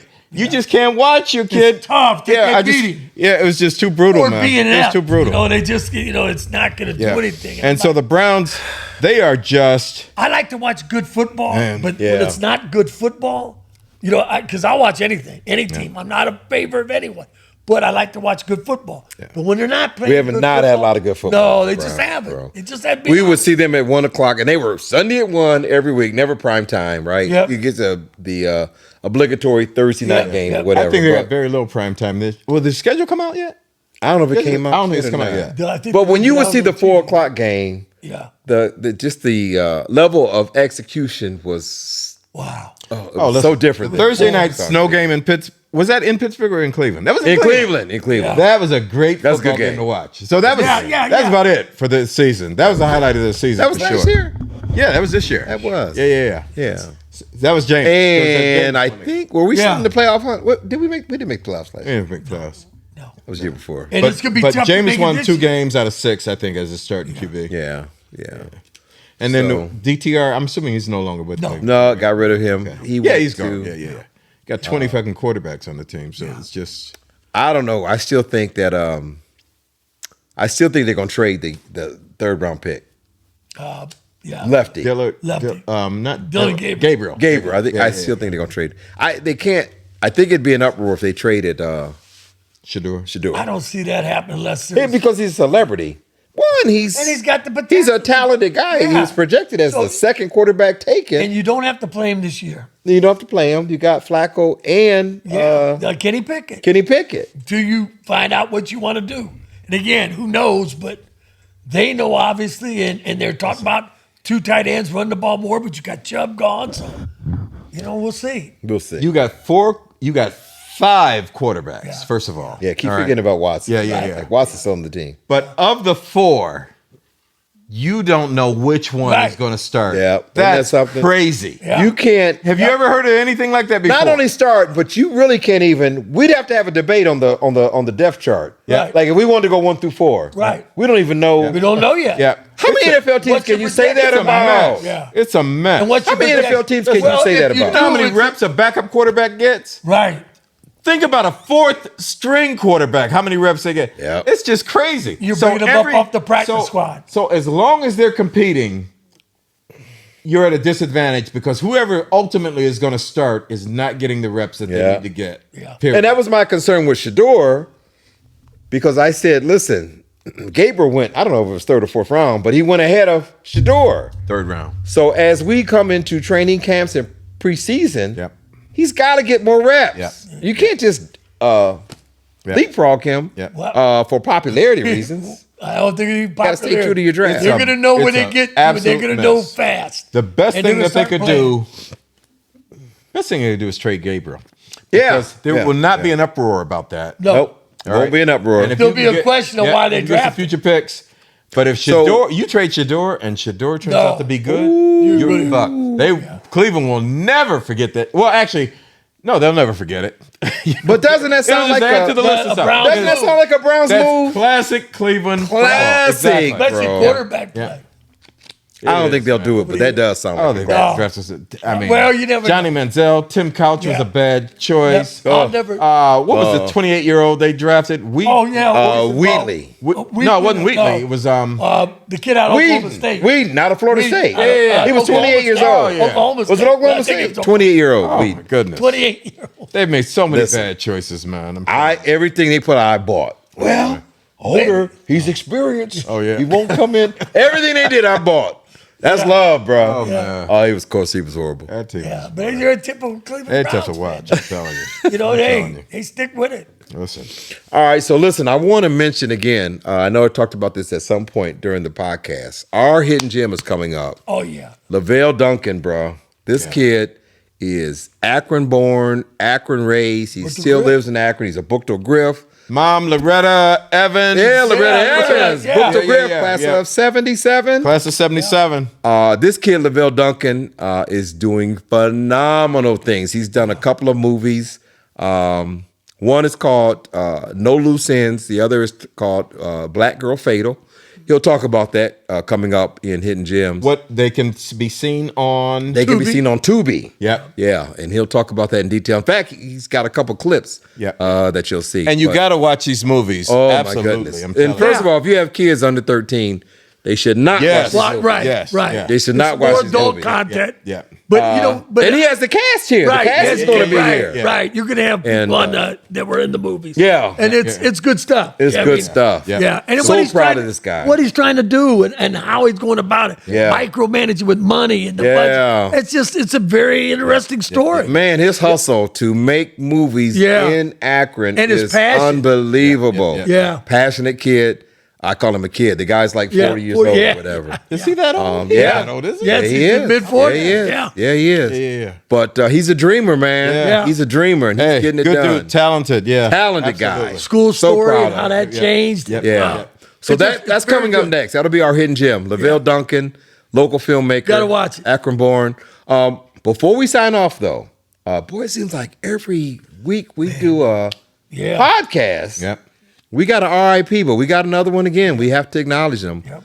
There's been a few. We want to Yeah. start off with the actor Michael Madsen. Right. Yep, yep, And yep. Michael, I think he's best known for Reservoir Dogs. Reservoir Dogs. for me. Kill Yeah. Bill, Thelma and Louise. What Thelma else did he do? Louise. Yep. He's done a lot of shows, but I mean, that Reservoir Dogs just sticks out. To Yeah, man. Yeah. A Tarantino. I could not remember who the name, soon and as then you when I see it, Googled yeah, him and I saw his face, I said, "Oh, no." Yeah. How old was he? Wasn't that old? 67. Yeah. 67. But there's a lot of those guys that are character actors, and you Yeah. just know they make. Like you see Yeah, they Linus, make the right? film. You see Right, Linus, right. The dude that's a CIA agent with the bald head. Yeah, Linus, right. That dude makes everything Yeah. he's in better. Better, And that's he what does. Michael Madsen Yeah, does. You know what I that- mean? I agree. Yes, good point. Everything that I he's in, he agree. makes it Oh, better. God Yeah. was outstanding. That's a good call. Rest in peace, Michael Madsen.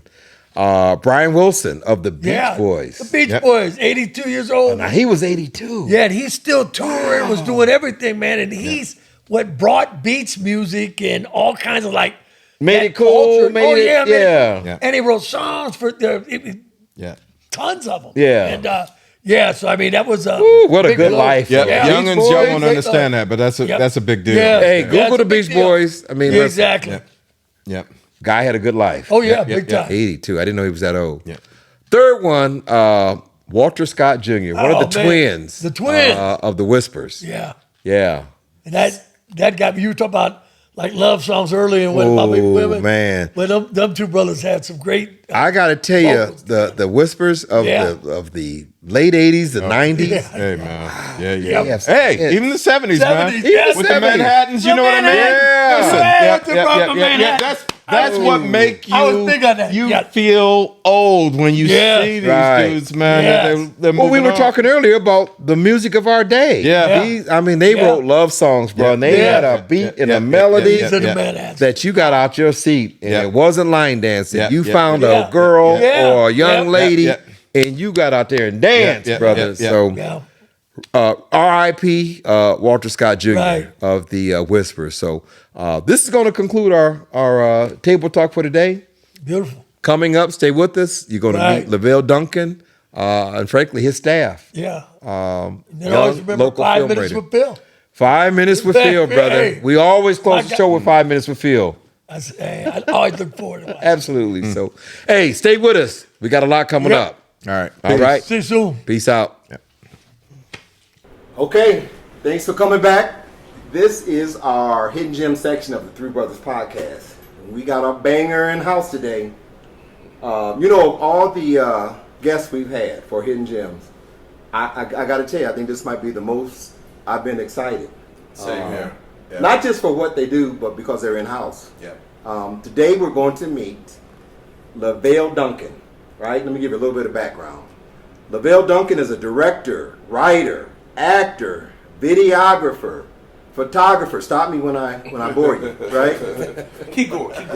Got a couple nicknames. They call him Black Wolf, right? He is the owner of Point Blank Productions, LLC. Right.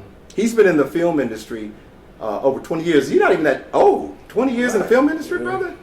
46. 46? Okay. yeah. Okay.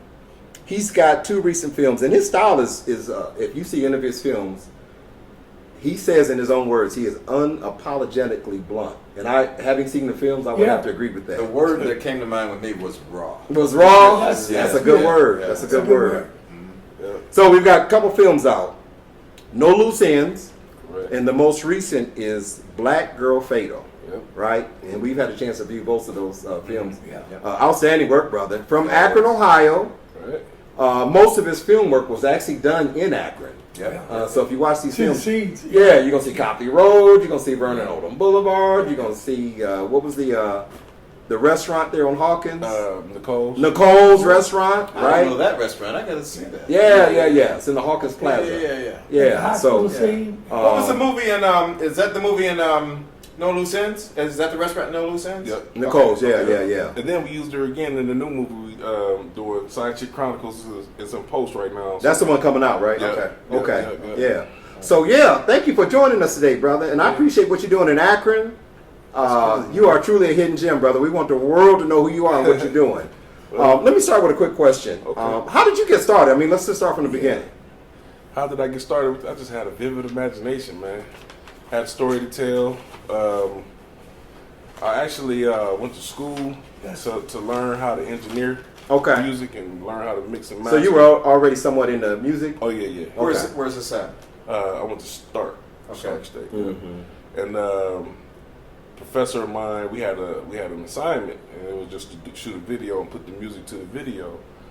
But when she seen the video, she was like, "Oh, you got to change your major."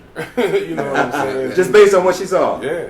So you had it. Yeah. So I was like, "All right, enough said." Did that, and the rest is history. But it's also a book to grip too now. Oh yeah. Whoa. Wait a minute. You a book to grip? Yeah, baby. Man, like, yo, we should have led with that. I know, that's what I'm saying. 1040 in the house. Bro. Okay. Right. You know it. That's what got me too. Is you said you found it out, but before you were looking into the music aspect when you were going to start saying, were you thinking at all, hey, I know I could do movies, I could write this, I could do things like that?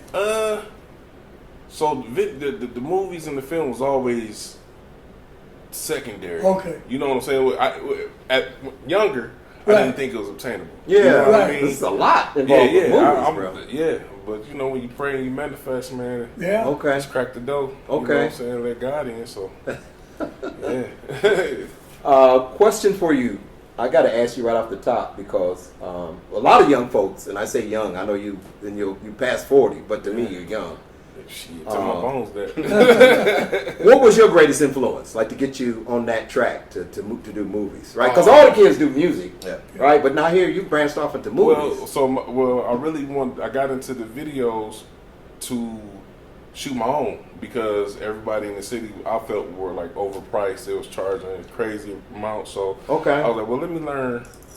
Well, like I said, let me learn the music first, and then I was gonna spin the block, come back to the video. But when my professor kind of like, no, I'll go ahead and do that. That's when I locked into the videos. But I always wanted to shoot movies. You know, is there something artistic in your background, like parents? Does somebody play music around the house? Or well, like, my mom. where does that come from? My mom and them, they had a gospel group. They were the Evans Singers. Okay. My dad and them, they were really like fighters. I don't recall them doing. Now we went to school. We ain't talking about boxers. We talking about We're talking about real fighting. But I should say we went to school with his mother, Right. Loretta. Absolutely. Loretta. Track star, Booker Right. High School. Track star, Booker High School, That's it. right? Yeah. Yep, graduated with me. We was working with this guy for a couple weeks before we knew who his mom was. Yeah. So shout out Loretta. Yeah. Absolutely. I know we threw you all off track, Yeah, you right? did. So tell me about your influences. So basically, like I just got into it so I could shoot my own videos. Okay. Yeah. You know, and did we lose the light over there? I'm sorry. Did we? You beyond that with Yeah, I know. I'm up here watching. Yeah. But it's Did cool. we? Yeah, whatever. It's cool. Don't worry about it. Oh, we cut that. No, go ahead. Just keep Yeah, rolling. but so some of my influences, like Singleton. Okay. We got Spike, maybe? yeah, definitely Spike. Okay. I'm gonna say Tyler. You know, something like Okay. Quentin Tarantino. Okay. You know, just the Those are good ones. the radical way Yeah. of shooting. Doing You know what stuff I'm saying? different, Yeah. So that was definitely like a big influence on what you know. Well, Spike's brother, David, stayed with me. It was his college visit. Oh, yeah. When he went to college back in the, I guess it was in the late 70s. Yeah. But I was the person that he stayed with on his college visit. That's cool. Spike Lee's brother, David? Yeah. Now, Spike Lee wasn't Spike Lee at Right. the time, Right. so Right. you know what I mean? He's Oh, just that's real just cool. a nice guy. Did you go out on a date with anybody at Yale? Don't be going there. Don't even go there. He went out with, Just let's just move on. All right? Let's think about that, all right? They'll catch you over. What is wrong with that? It was a million years ago. Overemphasize is something that is really minor. So let's just leave that go and let's just with this thing here. Boy, if I had gone. Yeah, Anyway, yeah. never mind. Yeah. Yeah, but to your point, and this is the thing that I just love about what you've done up to this point is that dreams for young black people get crushed. They don't get encouraged; they get crushed. Right. And the fact that you had this instructor, this professor, that gave you that type of positive feedback Right. to say this is the direction you got this And talent. said, you're good. Yeah. You're good Exactly. at this, right? They Yeah. recognize that talent. I'm in loving you. that because the only thing that I can remember in my younger days was what people told me that I couldn't do. Right. Oh yeah, you can't tell me what I can't do. Yeah. I'll show you on a heartbeat. Yeah, yeah. I'm like, oh, yeah, okay. And you've been doing this for like 20 years now.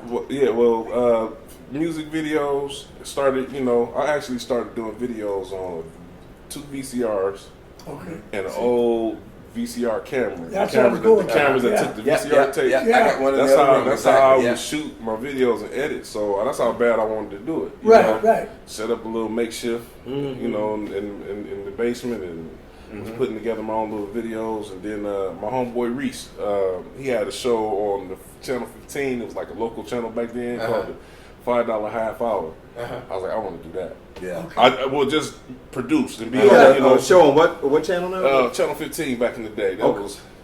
Yeah, that's a little before your time, man. Channel 15. Yeah, I don't remember that. This a cable channel? It was a local, local Akron channel. Okay. Yeah. And he was doing like videos He or had what? like a show, a segment called the $5 Half Hour. And he was like a talk show? Yeah, Or like whatever? a variety show. It had Okay. different stuff. Yeah, Now but you it was- said Okay, you your wanted to age? produce? Huh? You wanted to produce yeah, that? I seen it, and I just said I knew he was from the city. Right. And then I'm watching him on TV. So Right, I'm like, right. That's big. That's I wanna what be- I want to do. Yeah. And then it was funny because when he shot his movie Meet the Jones, I was making moves in the city with my videos.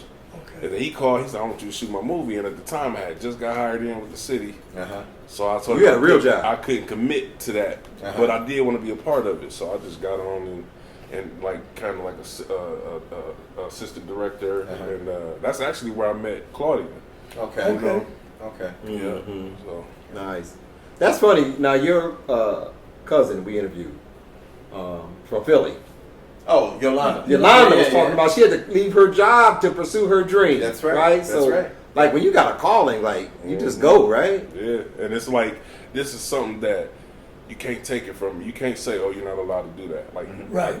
there's no way. If I can't do this, then Right. like, This is what you do. don't give me no ultimatents because Yeah. they ain't gonna like my answer. Yeah. You know what Yeah. I'm saying? Yeah. And they go for anybody. Right, right. You know what I'm Right. saying? So Cool. Well, that's what's good about working basically on your own is you're not working for a company. right. You're working for you. Yeah. So I mean, you can call those shots Right, and right. do that. And then the big thing is you got to believe in yourself. Period. And that's it. And like I said, by watching the films already and stuff, I'm already looking at camera angles, the things you do on shoots. You said, "Hey man, I'm for like that one more time, one more time." So you're a perfectionist. Yeah, I'm the king of one more time. Yeah. Anybody that work with me know I'm like, They already know. Let's do it again. Let's do it again.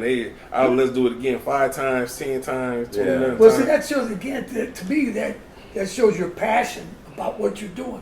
You're not just saying, "Let me get this up. I want to get this out." Nah. Yeah. When you got your name on something, Yeah, right? that's if my name on it, it got to be good. Right, it got to right, be. I can't put my name on no BS Yeah. Right. at all. You know what I'm saying? So if I put my stamp on it, then it got to be next to perfect. Well, I'm gonna tell you, your film was extraordinary. Appreciate that. So Not only Loose Ends, but Black Girl Fatal. Yeah, yeah, I want yeah. to mention that again. Go ahead. I was just going to ask, from the story perspective, where did the story come from?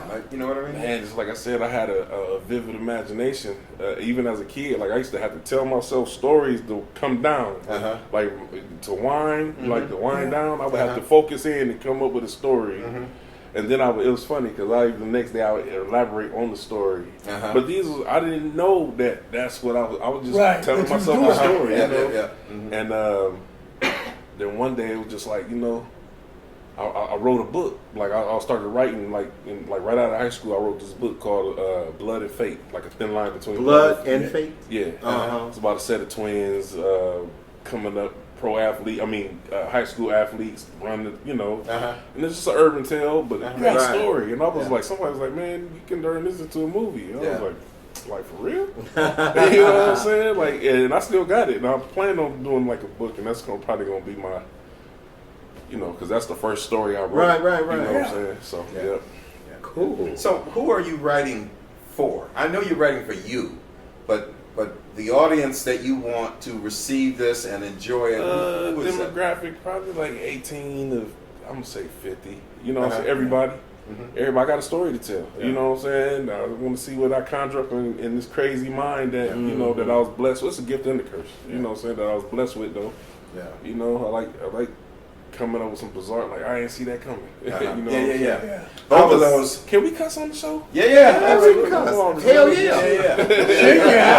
I'm good for that. You must not have seen the show before. Like it's fine. We can pass that bill on Okay, you. yeah. Okay, good.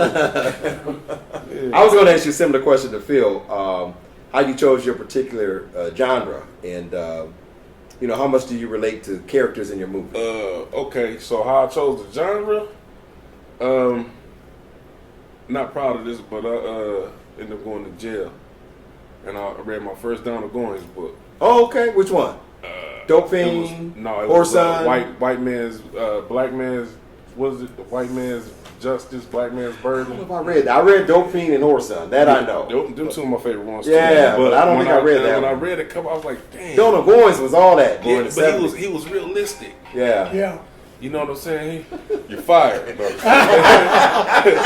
just playing. He was more realistic. Right. Life ain't always a happy ending. So Right. I was like, Right. I'm gonna be the first down to go as a film. You know what I'm saying? Where my Yeah. movies ain't Yeah. always gonna have, or it's not gonna turn out how you thought. Yeah. The bad guy gonna win. Yeah. Maybe, you know what I'm Yeah, saying, yeah, or yeah. it's Right. not gonna turn out how you thought. yeah, You know. Well, that's what I like about the stories, to be honest with you, right there.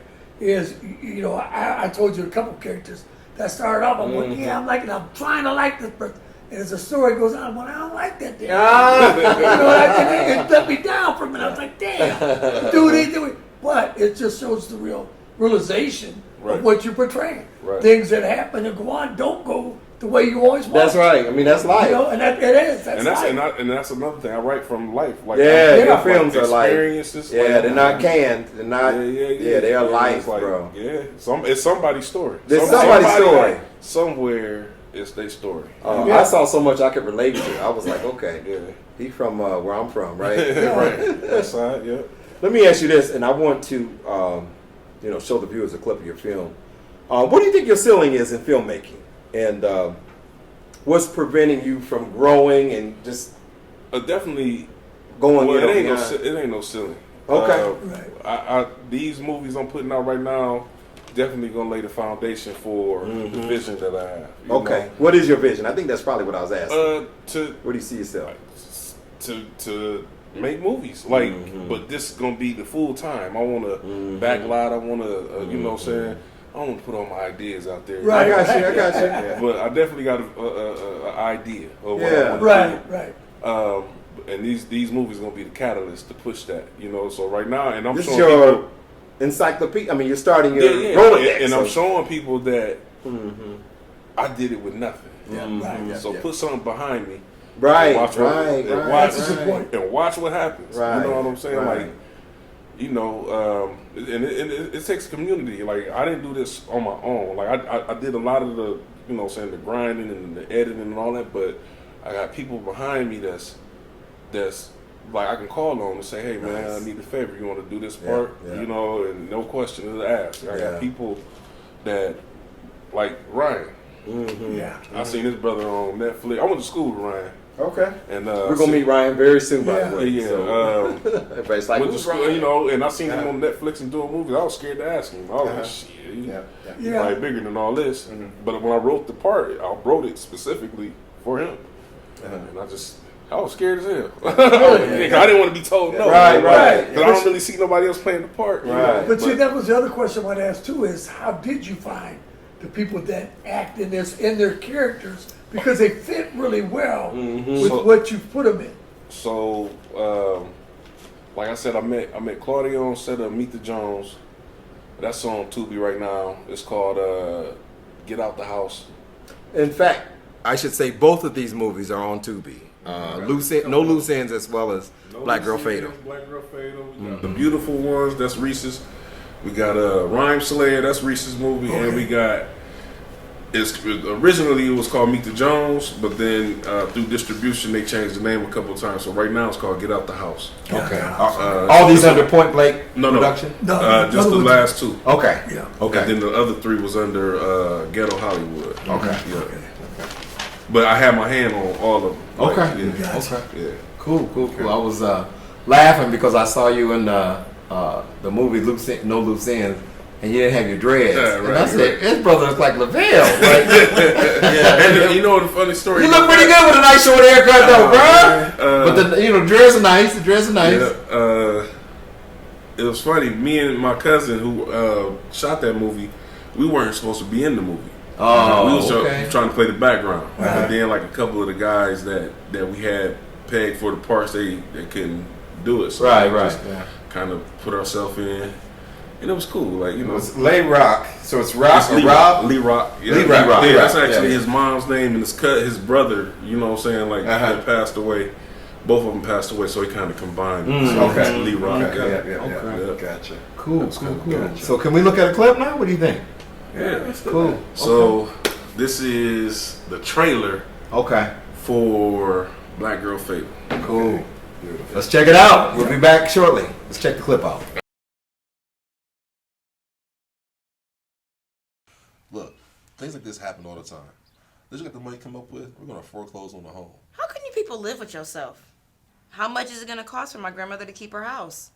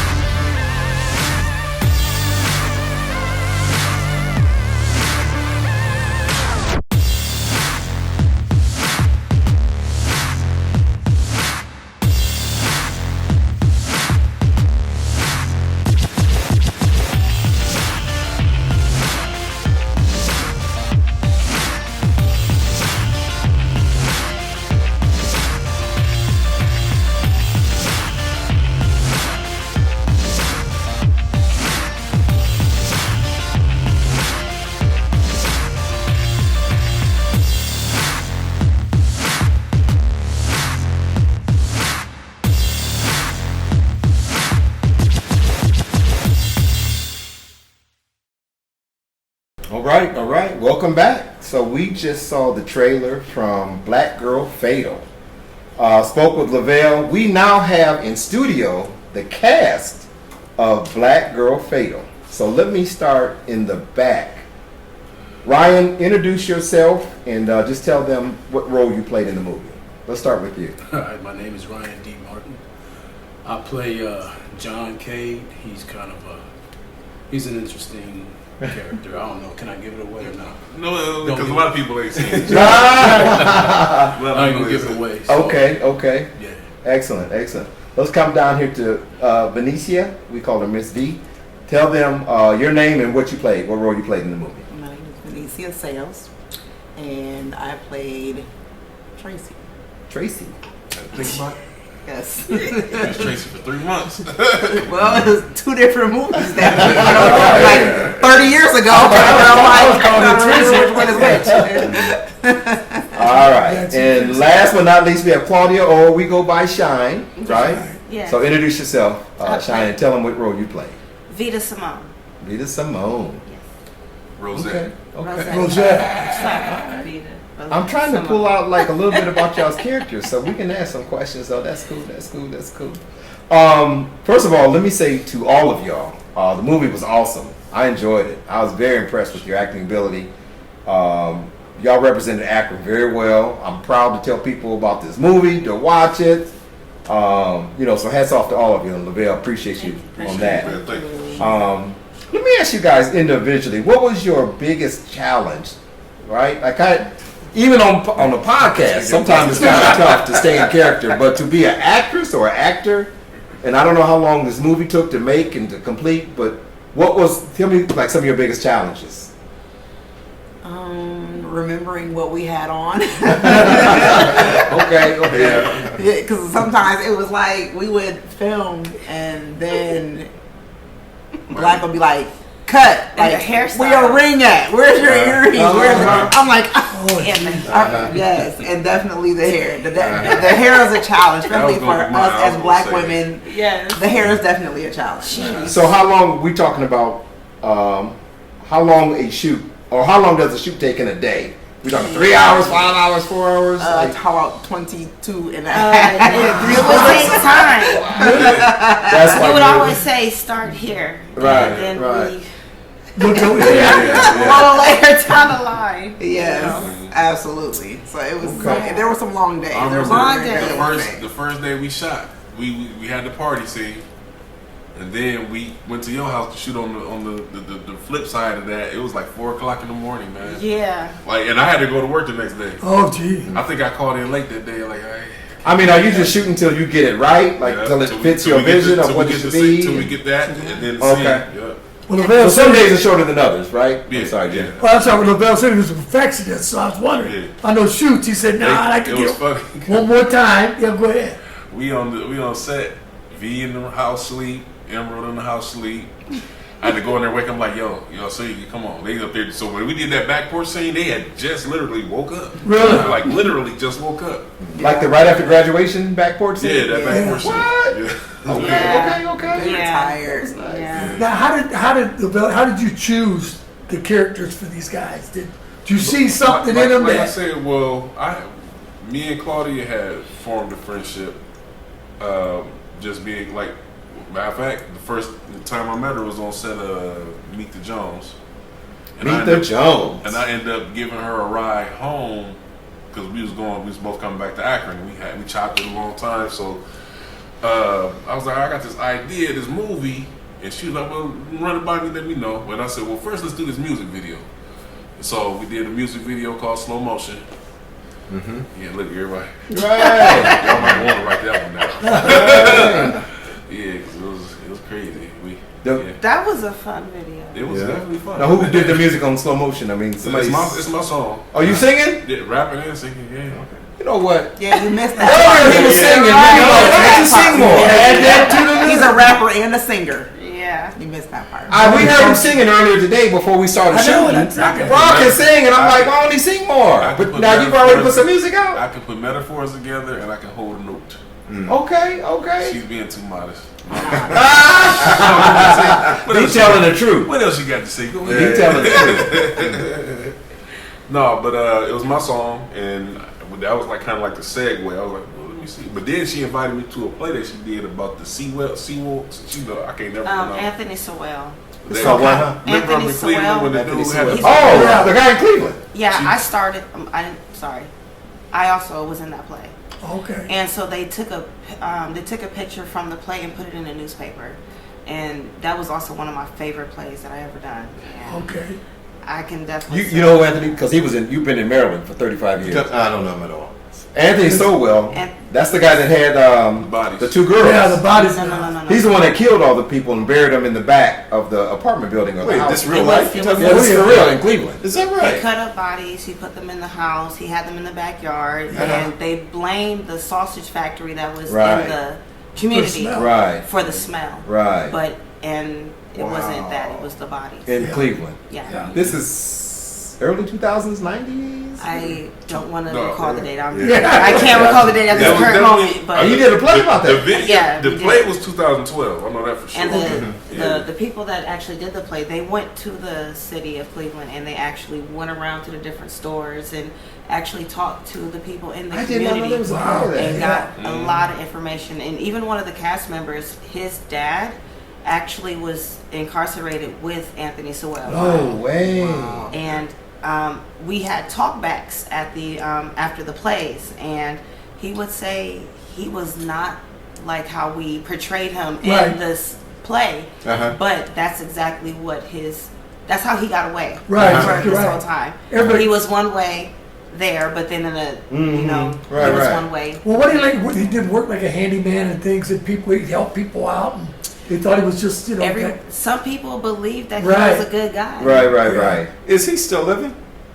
I think he died in I have prison not or done my something, research or on that. I don't. I haven't gotta- done my current research. Yeah. But so that's how I went to go see her, and I said, "Yep." What, Jeffrey Dahmer here too? Didn't James Williams have Jeffrey Dahmer in court? Yes, Jeffrey Dahmer is awesome. Yes, As yeah. well. Well, Well, now. well, Next question. I mean, that had to take a little bit out of you. I probably, Yeah, Didn't mean to But have she you did. recant She that, did but- great at the play. I went to go see her. Yeah. So And- she's got some. That tells me she's got some range. Oh, yeah. That was Yeah. emotional. Yeah. We had a lot of emotional moments. Yeah. No doubt. No doubt. Yeah. Go ahead, LaVail. I apologize. Oh no, Go it's ahead. good. I told her I had the idea, so when I got to writing, I actually stopped writing this one to start writing No Loose Ends to help. Did you see the plate? Yeah, That's she how you invited me to the Okay. play. Okay. Yeah. And like I said, that's when I was like, yeah, she got it. So, well, I knew she had it when she did the scene. What was your name in Meet the Jones?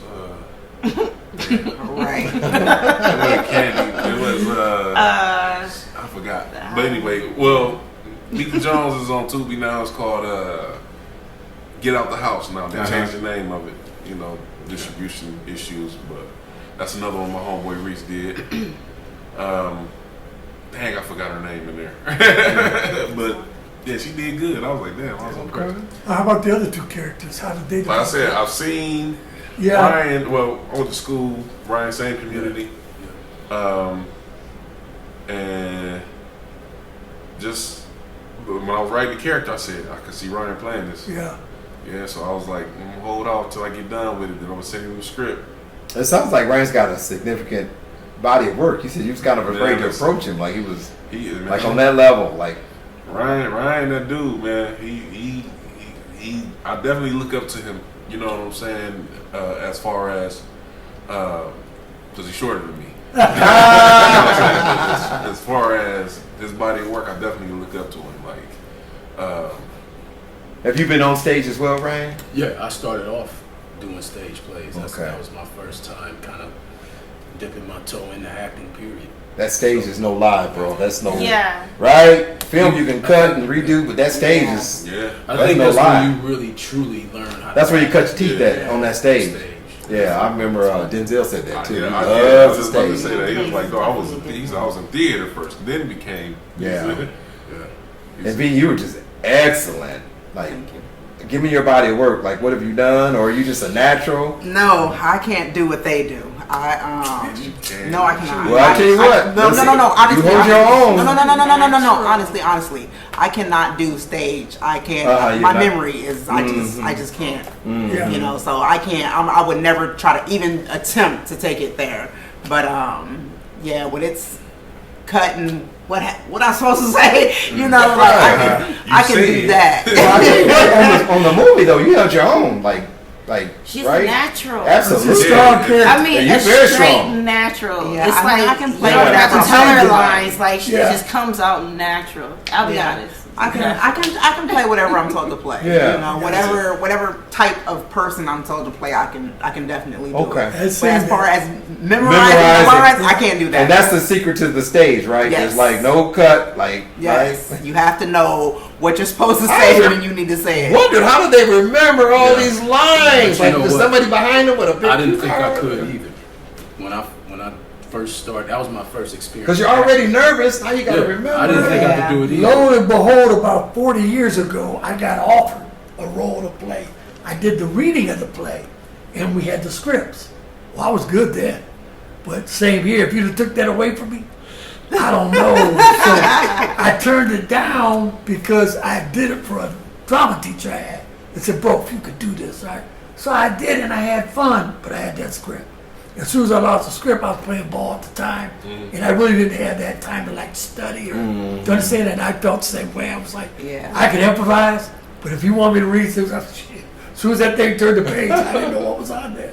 Yeah, that You know, acting it's a different type of monster. Now when I was modeling, that was different. That was easy. Okay. You know, that was Okay. That was your wheelhouse. Yeah. Yeah. That was easy. I loved it. I always wanted to be a model ever since I was a little kid. You know, my grandmother, my father's mother, actually took me to Barbizon. Barbizon, remember that? Remember Barbizon? Yeah. A long time ago. My grandmother, she took me to Barbizon, and she's like, "Okay, you want to be a model? Well, let's go see what we have to do." Yeah. And we walked in there, and as soon as they told her the total, she's like, "Well, baby." Did you have good height as a kid? Yes. Okay. I've been this height since 9th grade in high school. So, And then I just quit growing after that. But yes, I've always. And mama, you gotta like hit them posts, like you gotta walk that catwalk or whatever and hit it, right? Yes. Okay. So it was different. You know, I still had these dreams. You know, I had these dreams of being a model. You know, I had these dreams of being a background singer. Don't take that seriously. I cannot sing. It was just a young dream. You know, when you're young, you think you can do anything. Absolutely. So I was about to bring out I the had that, karaoke, and, like, and I I gotta had see these this. dreams of, you know, being an actress. So I was like, you know what? I'm gonna make this money. I'm gonna get this money together, and I'm gonna go to modeling school. You know, and I wanted to be a fashion designer, so I'm like, I'm gonna go to school. I'm gonna do all this stuff, and yeah, well, see, hi guys, here I am. I'm guessing you enjoy acting though, right? Yes, I do. Okay. I do. Yeah. It's definitely fun. It's a lot more fun than modeling. Modeling I'm not, for a lack of better terms, I'm not gonna say terrible industry, but Well, you're very good at acting, and you embody that character you become, and like you're comfortable and right. So how you move in it, and so Easy. No. She did it easy. yeah. Well, see, I thought that's you did very what well. came through Yeah. to me as far as the characters, why I liked them. Is when I started watching. I believe Right. And that's it wasn't like I had to get ready and go, And- I don't know if I'm buying this person. I'm And going, that's- oh, Tracy, or what, that's Tracy. But that she surprised me because she started getting more fish. I'm like, damn, she like her mom. That's definitely something I look at, because if I already seen the movie in my head, so Yeah. if they're not delivering it how I seen Right. again, and it's Right. a lot of times I tell people like, we're gonna go another direction, Right. Because you just ain't bringing it how I, you know what I'm saying, how I need it, and everybody delivered. Yeah, I agree. disappointed in nobody's performance. yeah. Let me go ahead, Phil. I was just gonna say that it's the combination, the writing Yeah. and the acting. You know what I mean? And that I looked at that. Oh, I saw both movies, but basically, Black Girl Fatal really pulled me in. You know what I mean? And you don't know when you start watching something whether or not it's going to grab you or not, Right. until you're just into it. And You're just into it. and Yeah. you know the characters, you know the story. You know you got to finish. Exactly. 10-minute rule. And it pulls you Yeah, in. yeah, You know what I you're mean? right. So, but the writing's got to be good, and then the acting has to be believable. Absolutely. And that's what I think it was. And then I think, with regard to both of these movies that you did, the endings were something that you just didn't expect at the end of them for both of them. And we don't want to give that up, Right. obviously. But there was just a twist at the end of both of those movies that made it, you know what I mean? Just the ending really stunning, as opposed to Well, what you what know would what's normally bad? expect. I don't want to interrupt, but you know what's bad when it's 1:30 in the morning and I'm pissed when that commercial comes. It's 6 already. This is 7. I said, yeah. You know, I heard everybody go to the bathroom, We like make the myself a commercial. sandwich. You like the commercial? We love the commercial. Oh yeah, don't get me wrong. I understand. Right. From a viewer trend standpoint, I'm like, Liberty. You know, but to Phil's point, the way I watch movies is very analytical, and I try to figure out who's doing what and how it's going to end. I mean, that's just the way I watch movies. Yeah. And so when you have those surprise endings, those twists at the end, I'm like, oh, And that's how I man. like to write. I like to write that way where like they ain't see that coming. You know? Right. Yeah. Let me say this. No matter how good my vision is, without like the Ryans and the V's and the Claudias and the rest of the cast to even believe in the vision, to even do it. You know what I'm saying? And deliver how they did. That's a big part of it too. Yeah. Like, Yeah. y'all gotta believed be. in me. Right. You know what I'm saying? Enough to say, all right, I'm going to give you my time. Because that's Plus, something they're that... bringing your vision to light. Like they're putting your vision on film. Sometimes- You're like, sometimes okay, it gives me that's what I goosebumps. saw. yeah, I can imagine. Sometimes it gives you goosebumps. Yeah, well, think about this. That's a sacrifice. You know what I mean? Yeah. Like you said, they've got to believe in you. You all are committing time, energy, opportunity to make money doing something else necessarily into something that you've got to believe in. And so whatever it is that LAVAIL is doing, or whatever it is that he sees, you either got to buy into it or you got to communicate to him, you know, sort Right. of your vision of that vision to sort of make it fit for what you see it's going to be. Yeah. for it to work for everybody. Yeah. And this is just, we're talking to 4 people here that are in the cast. There must have been 50 people in the cast of those movies. When I got done with the whole thing, it had to be like 72 to 83. Okay. Wow. So, and I'm going to stretch and say, hopefully a low budget movie is not a bad term, because I'm assuming we actually micro budget. Okay. Low budget is considered like $3 million. We super micro budget. Okay. All right. Micro. So to get 80 black folk to agree to do Not something. necessarily black. Yeah. Okay, whatever. Well, there 80 folk to agree to something when you know what I mean. Yeah. That it's just a micro budget type of scenario. That's really remarkable. It really is. Yeah, I can see my role as a hotel guy. Just saying. I want to have you died in that shit, right? I don't care. He keep playing. I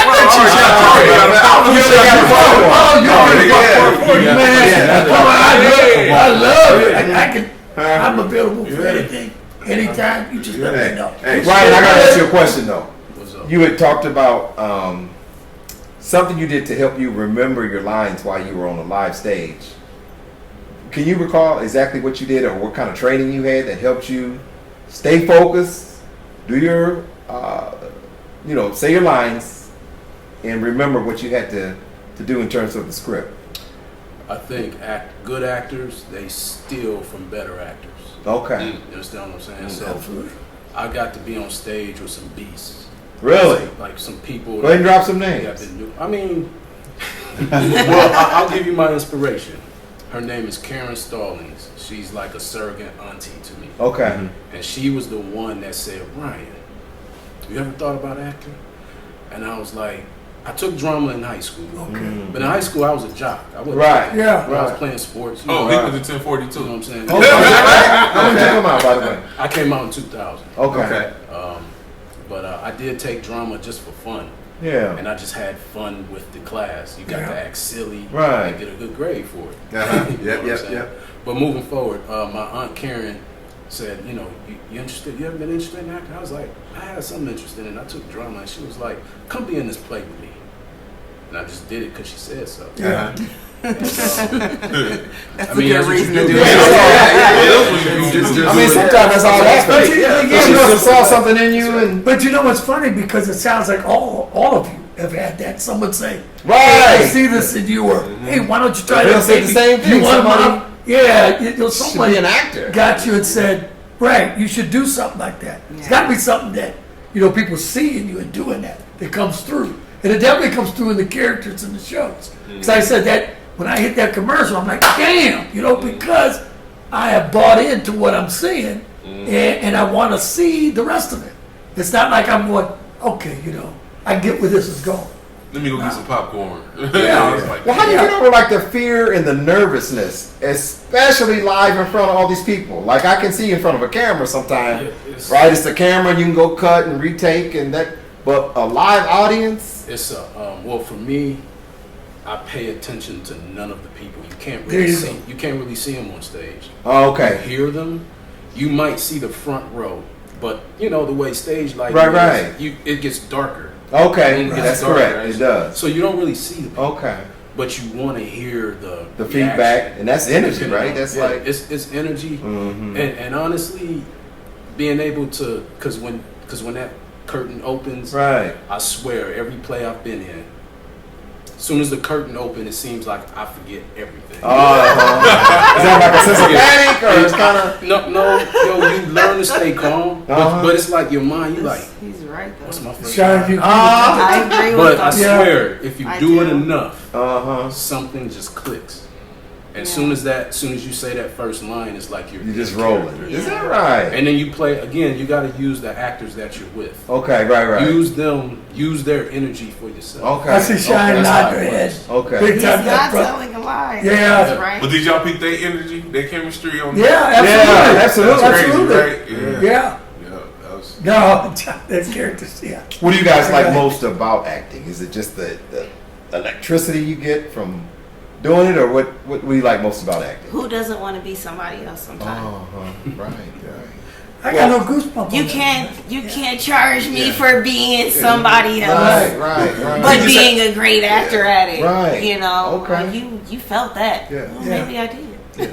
Right. Well, we just had the movie up on screen here a few minutes ago, and you got to feel like people are watching this every day somewhere. You know what I mean? This is what I created. This is what I did. Somebody paid some money to somebody to get Tubi to watch me perform on set. That's got to be phenomenal. That's got to be a great film. Super dope. Yeah. Yeah. Because the whole world, I mean, you know, certain locations they don't have Tubi, but Yeah, otherwise, yeah. oh man, it's crazy. Yeah. Yeah. It is crazy. The whole world. Right. Where's that? Yeah, so people from all over. I'm behind you. So, you know what I was thinking? Junior, I need to see you over here. You know what I was thinking though, for you guys, for us, the only way we could probably relate to that too though, is remember being on the football field and in front of a huge crowd, and how do you shut them out? Yeah. Where my thing was once the ball snapped and we hit each other, like you were saying, things just disappear. It's gone. I don't notice the crowd. Yeah, I knew out there. You better wake up.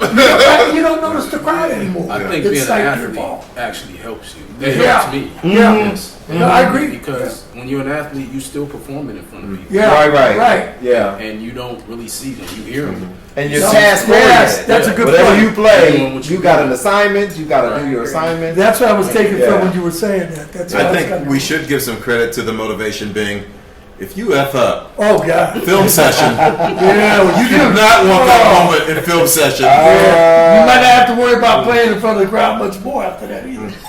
B, what do you like most about acting? I just like being in front of the camera. I will hop in front of anybody's camera. Do you like transitioning into or Live, transforming they- into another character? Well, I'm another person every day. The chameleon. Yeah. Okay. That's I why it's so have- natural for you. Yeah, I have two bedrooms full of clothes and shoes and Okay. handbags, Yeah. and scarves So and you wigs. be who you and, need to be for that day and Yeah. whatever. Shit. Right? you more- My wife must be Viola Davidson. She got fucking clothes everywhere. Right? Okay. Yes. Well, my thing when I first met you though, you seem more introverted. Is that true a little bit? I mean, because you come, well, you I get the did. feeling she is not introverted. Well, in meeting She's you, like, I'll let you in when I'm ready to let you in. Right. That's what I get to. Well, that's what I think though. That doesn't mean that she And is don't rush me. more extroverted. I'll know when it's time. But at first coming out, she didn't seem like she not- was going to be like as This overt. open. Yeah, Yeah, this as overt. overt as she is. I have to pay attention to things. So I have to be. You don't have to be on top of my. You take in the room and you decide what's what before. Okay. Yeah, Yeah. she's already That's a good way surveying, to Yeah. explain it. right? Alan's getting on my nerves a little bit. We're going to chill on You were never getting on my nerves. But I figured out you know what you know. Right, But right. he's doing. You know. He's You know right. Did you know that when it crosses? I know you already found If you out. know that- Yeah. Alan said it, fell off, but you looking at you like, did we already go through that? But yeah, I love acting. I love being in front of somebody's camera. I love being a different person as well. You know. So. Oh, Is that like just an escape from reality for a while? Like to. Not really. It's more or less like an accessory to me. Like I like to accessorize. Okay, So, okay. okay? It's That, I like- like how you put that. Yeah, I did too. I like Yeah. how you put that. That's, Yeah, I like that that's is- just my thing. Like, Okay. So don't let her. She can write too. Like Really? She definitely can write. Hey, what's up? Yeah, we I'm still writing. I'm not as good as he is. You know, I have a thought and I just write it down. And Like sometimes I people get track. a block. You know, so I can't fully write something. Are you writing? Like, What do you write? You writing poetry? that's how I started. That's how I started. How did I know that? I started writing I poetry. can totally see that. And but what got me writing poetry is because I love music. So I always loved music. And then I started writing poetry because I would always write down, like when I was a kid, I would listen to music on the radio. And in order for me to, because I've always had this memory problem all my life. So in order for me to remember the lyrics, I would write them down. Okay. So, and then that kind of transformed into me writing poetry, you know, and then that kind of transformed into me, you know, writing these movies. But because I was alone a lot, you know, my mother only had 2 kids, me and my sister.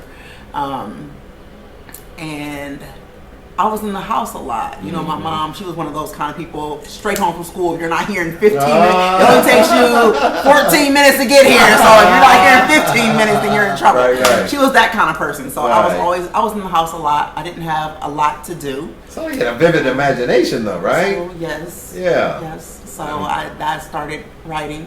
Right. Okay. You know, and that's how that got started. Nice. And like I told you before, you know, I always wanted to be a model. I always wanted to be a fashion designer. You know, my mom didn't have money. You know, so I would get. It was funny because it was like my sister. She's 5 years younger than me. But as we got older, like I was just tall and skinny.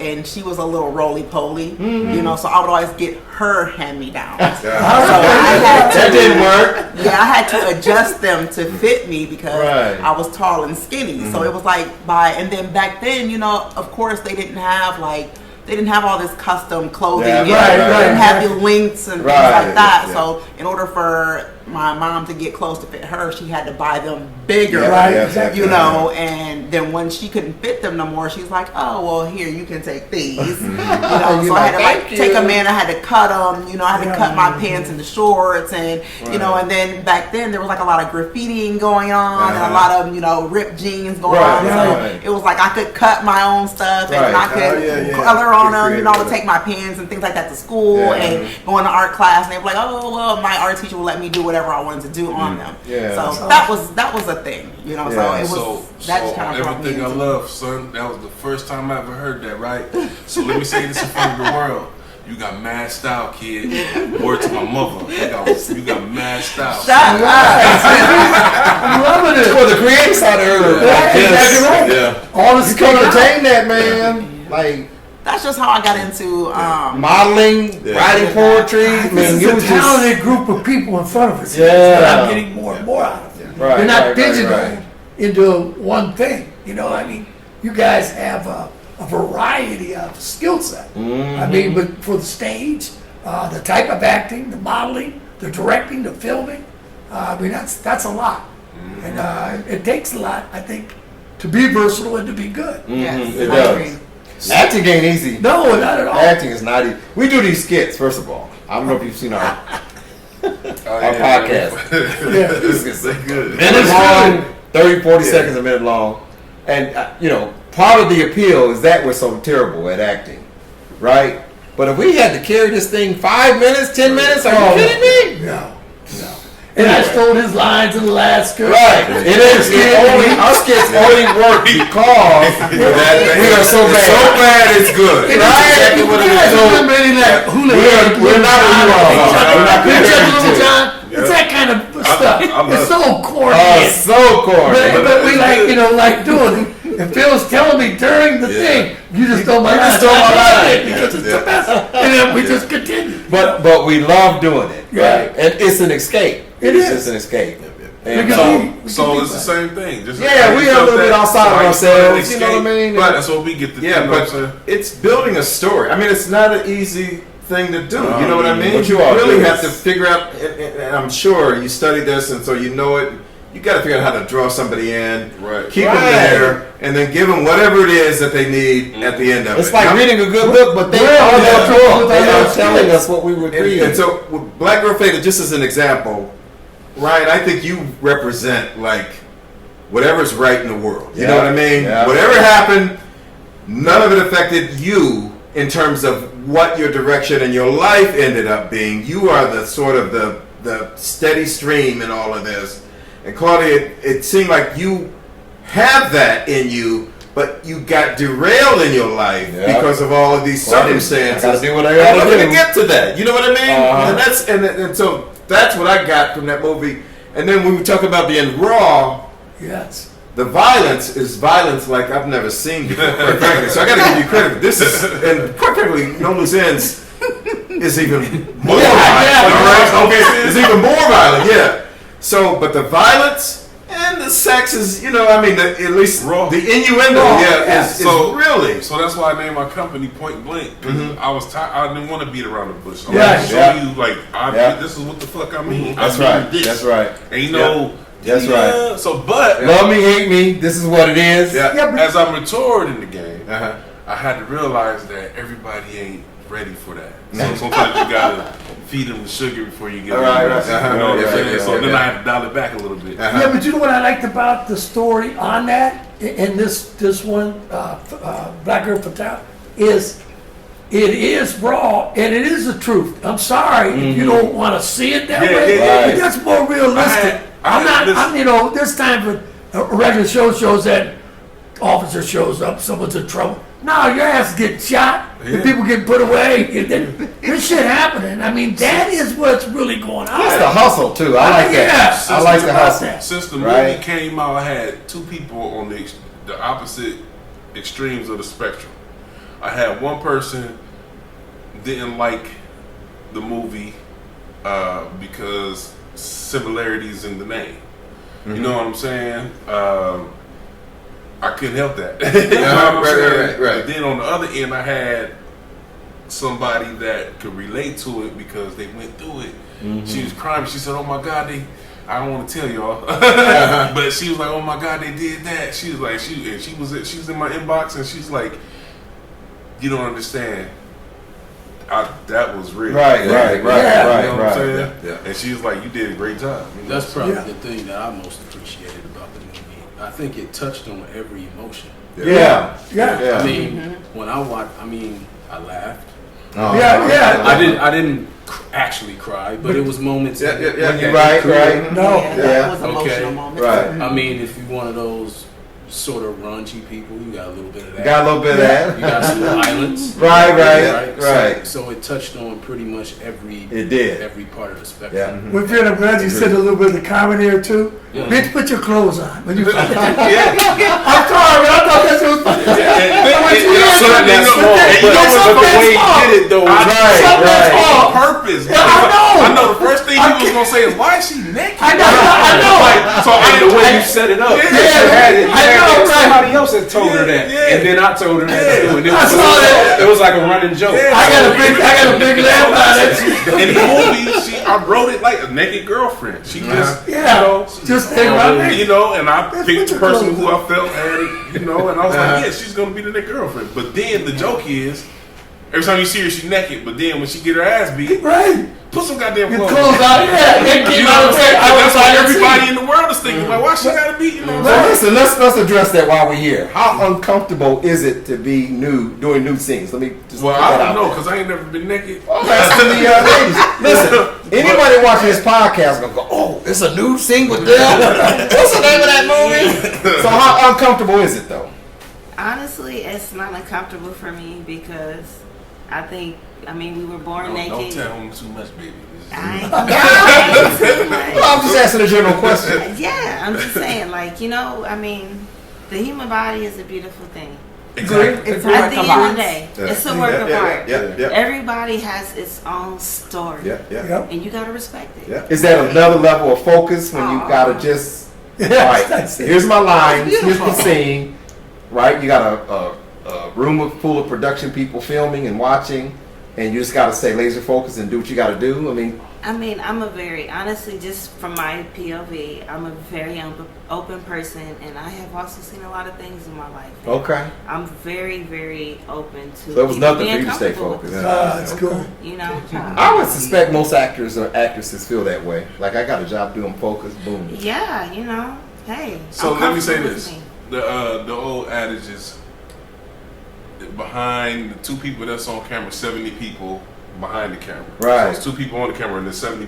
When I shoot those scenes, I try to keep them more private because just for that reason, there might be somebody that want to do the part, but they don't want all the eyes watching them. Okay. You know what I'm saying? Yeah. So But I always try to make sure when I shoot those scenes, He will definitely clear out the wrong. it's the bare minimum. And you get some girls that they don't have those restraints. Right. And they like, I don't care. Right. I remember we was on set shooting. What was the last one we just did? The one we just did. Chronicles? No. Oh. Yeah. Was I in it? Yeah. Oh, beautiful. The beautiful. Oh, and man. the young lady. Yeah, I want to hear what Ryan did. Hold on. But the young lady, she didn't have a problem with being naked. But And this is called what? The Beautiful? The Beautiful Ones. This is my homeboy Reese's movie. That I was the DP on, and and I had a part in it. But she was so comfortable walking around everybody. the food was out. Yeah, she walked up to the. I said, "Yeah, go put some clothes on." She said, "Oh no, I'm cool." I'm like, "No, go put some clothes on. You got your whole body situation by the pizza." You know what I'm saying? So, she didn't care, but certain things you just you got to keep up. You can't do that. I would think there would be a designated person the second that scene is over with. Somebody's coming with a bathrobe or something like that. See, we ain't on that level. See, I was just in Hollywood. In Hollywood, yeah. But here it's like Even watching Boogie Nights again. Remember? That's what I'm thinking about. That's exactly what I'm thinking about. You know what I mean? What was the guy, Dirk Diggler? Y'all too young to watch. Y'all know Boogie Nights? You ever seen the movie? You seen it? Look, You've seen it? You saw Boogie Nights? I used to see all that stuff growing up. I used to watch it with my As soon as they said cut, they ran over with the That's what I'm thinking. Yeah, exactly. That was fun. crazy. All right, so here's a question. I always like to ask people in your industry, I'm gonna ask each of y'all individually, what is your dream role? Like you could play anything in any movie. What is your dream role? I'm gonna start with you. To be honest, I would say my dream role would be that unexpected character, to have those skill sets that you would not imagine. Okay. And I am honestly pulling that from one of my favorite stories that I'm listening to right now. But and I'm just listening, and it's like I just feel every bit of this person. Okay. So when you say unexpected skill set, like a housewife who I'm a also surgeon. knows CIA I'm concept. the top-notch surgeon you would ever. I'm the best surgeon. And then on top of that, I also know karate. Okay. To the top-notch level. Right. You're like, that oh you shit, could- she's an ass kicker. I could hurt you with just So you like the element of surprise. I'm the element of surprise. Okay. Yeah. So. She said she put the death touch on. I know. That's awesome. Hey, what you got? Easy. What's your dream role? Anything, any movie, what would you want to play? Actually, I almost had my dream role. Okay. When you did Fences? Yeah. Oh, you did Fences? Yo, for real? You don't see me though. Wait a minute. Yeah, you don't. That's a whole other conversation. Fences is like a Yeah. super big production. Yes. Where'd you do this at? Akron, Cleveland? No, it was in Pennsylvania. It was in Pittsburgh. Yo, what are we talking about here? That's our big time movie. You see the one with Denzel and That's it, bro. That's a whole other I was conversation. gonna say something. That So the role would be a role in that movie, in that production, or yeah. So what happened was, I sent in my portfolio to be an extra in that movie, and when they called me, I was just like, oh my gosh, I'm screaming and jumping around like, oh my gosh, and it was so funny because my boyfriend at the time. It was me, him, and my daughter. We went up there. We got a hotel room because we had to pay. You have to pay for all this stuff on your own. you have to pay for it yourself. Yes. Okay. And because I'm not. People don't like, understand. Hey, you're not hired yet, per se, or what? I am. Oh, they said, hey, come on, They tell you what pay day to come, what time to come. They tell you what to look like. They tell you Right. everything in this. They say it's like an email. They send it Okay. to you. They tell you everything. Like Right. this is what you need to have. Okay. So when I got there, and there was like this line, and I'm like, so I didn't have to. Well, after you do the audition, they tell you, okay, you got it. Be here at this day, this time. This is where we're filming. Okay. So you have to go. You have to get there. So if it's a movie that's being filmed in Atlanta, you have to get there. You have to pay for your own accommodations. Yeah, right. They don't pay for that. That sucks. But Yeah. go ahead.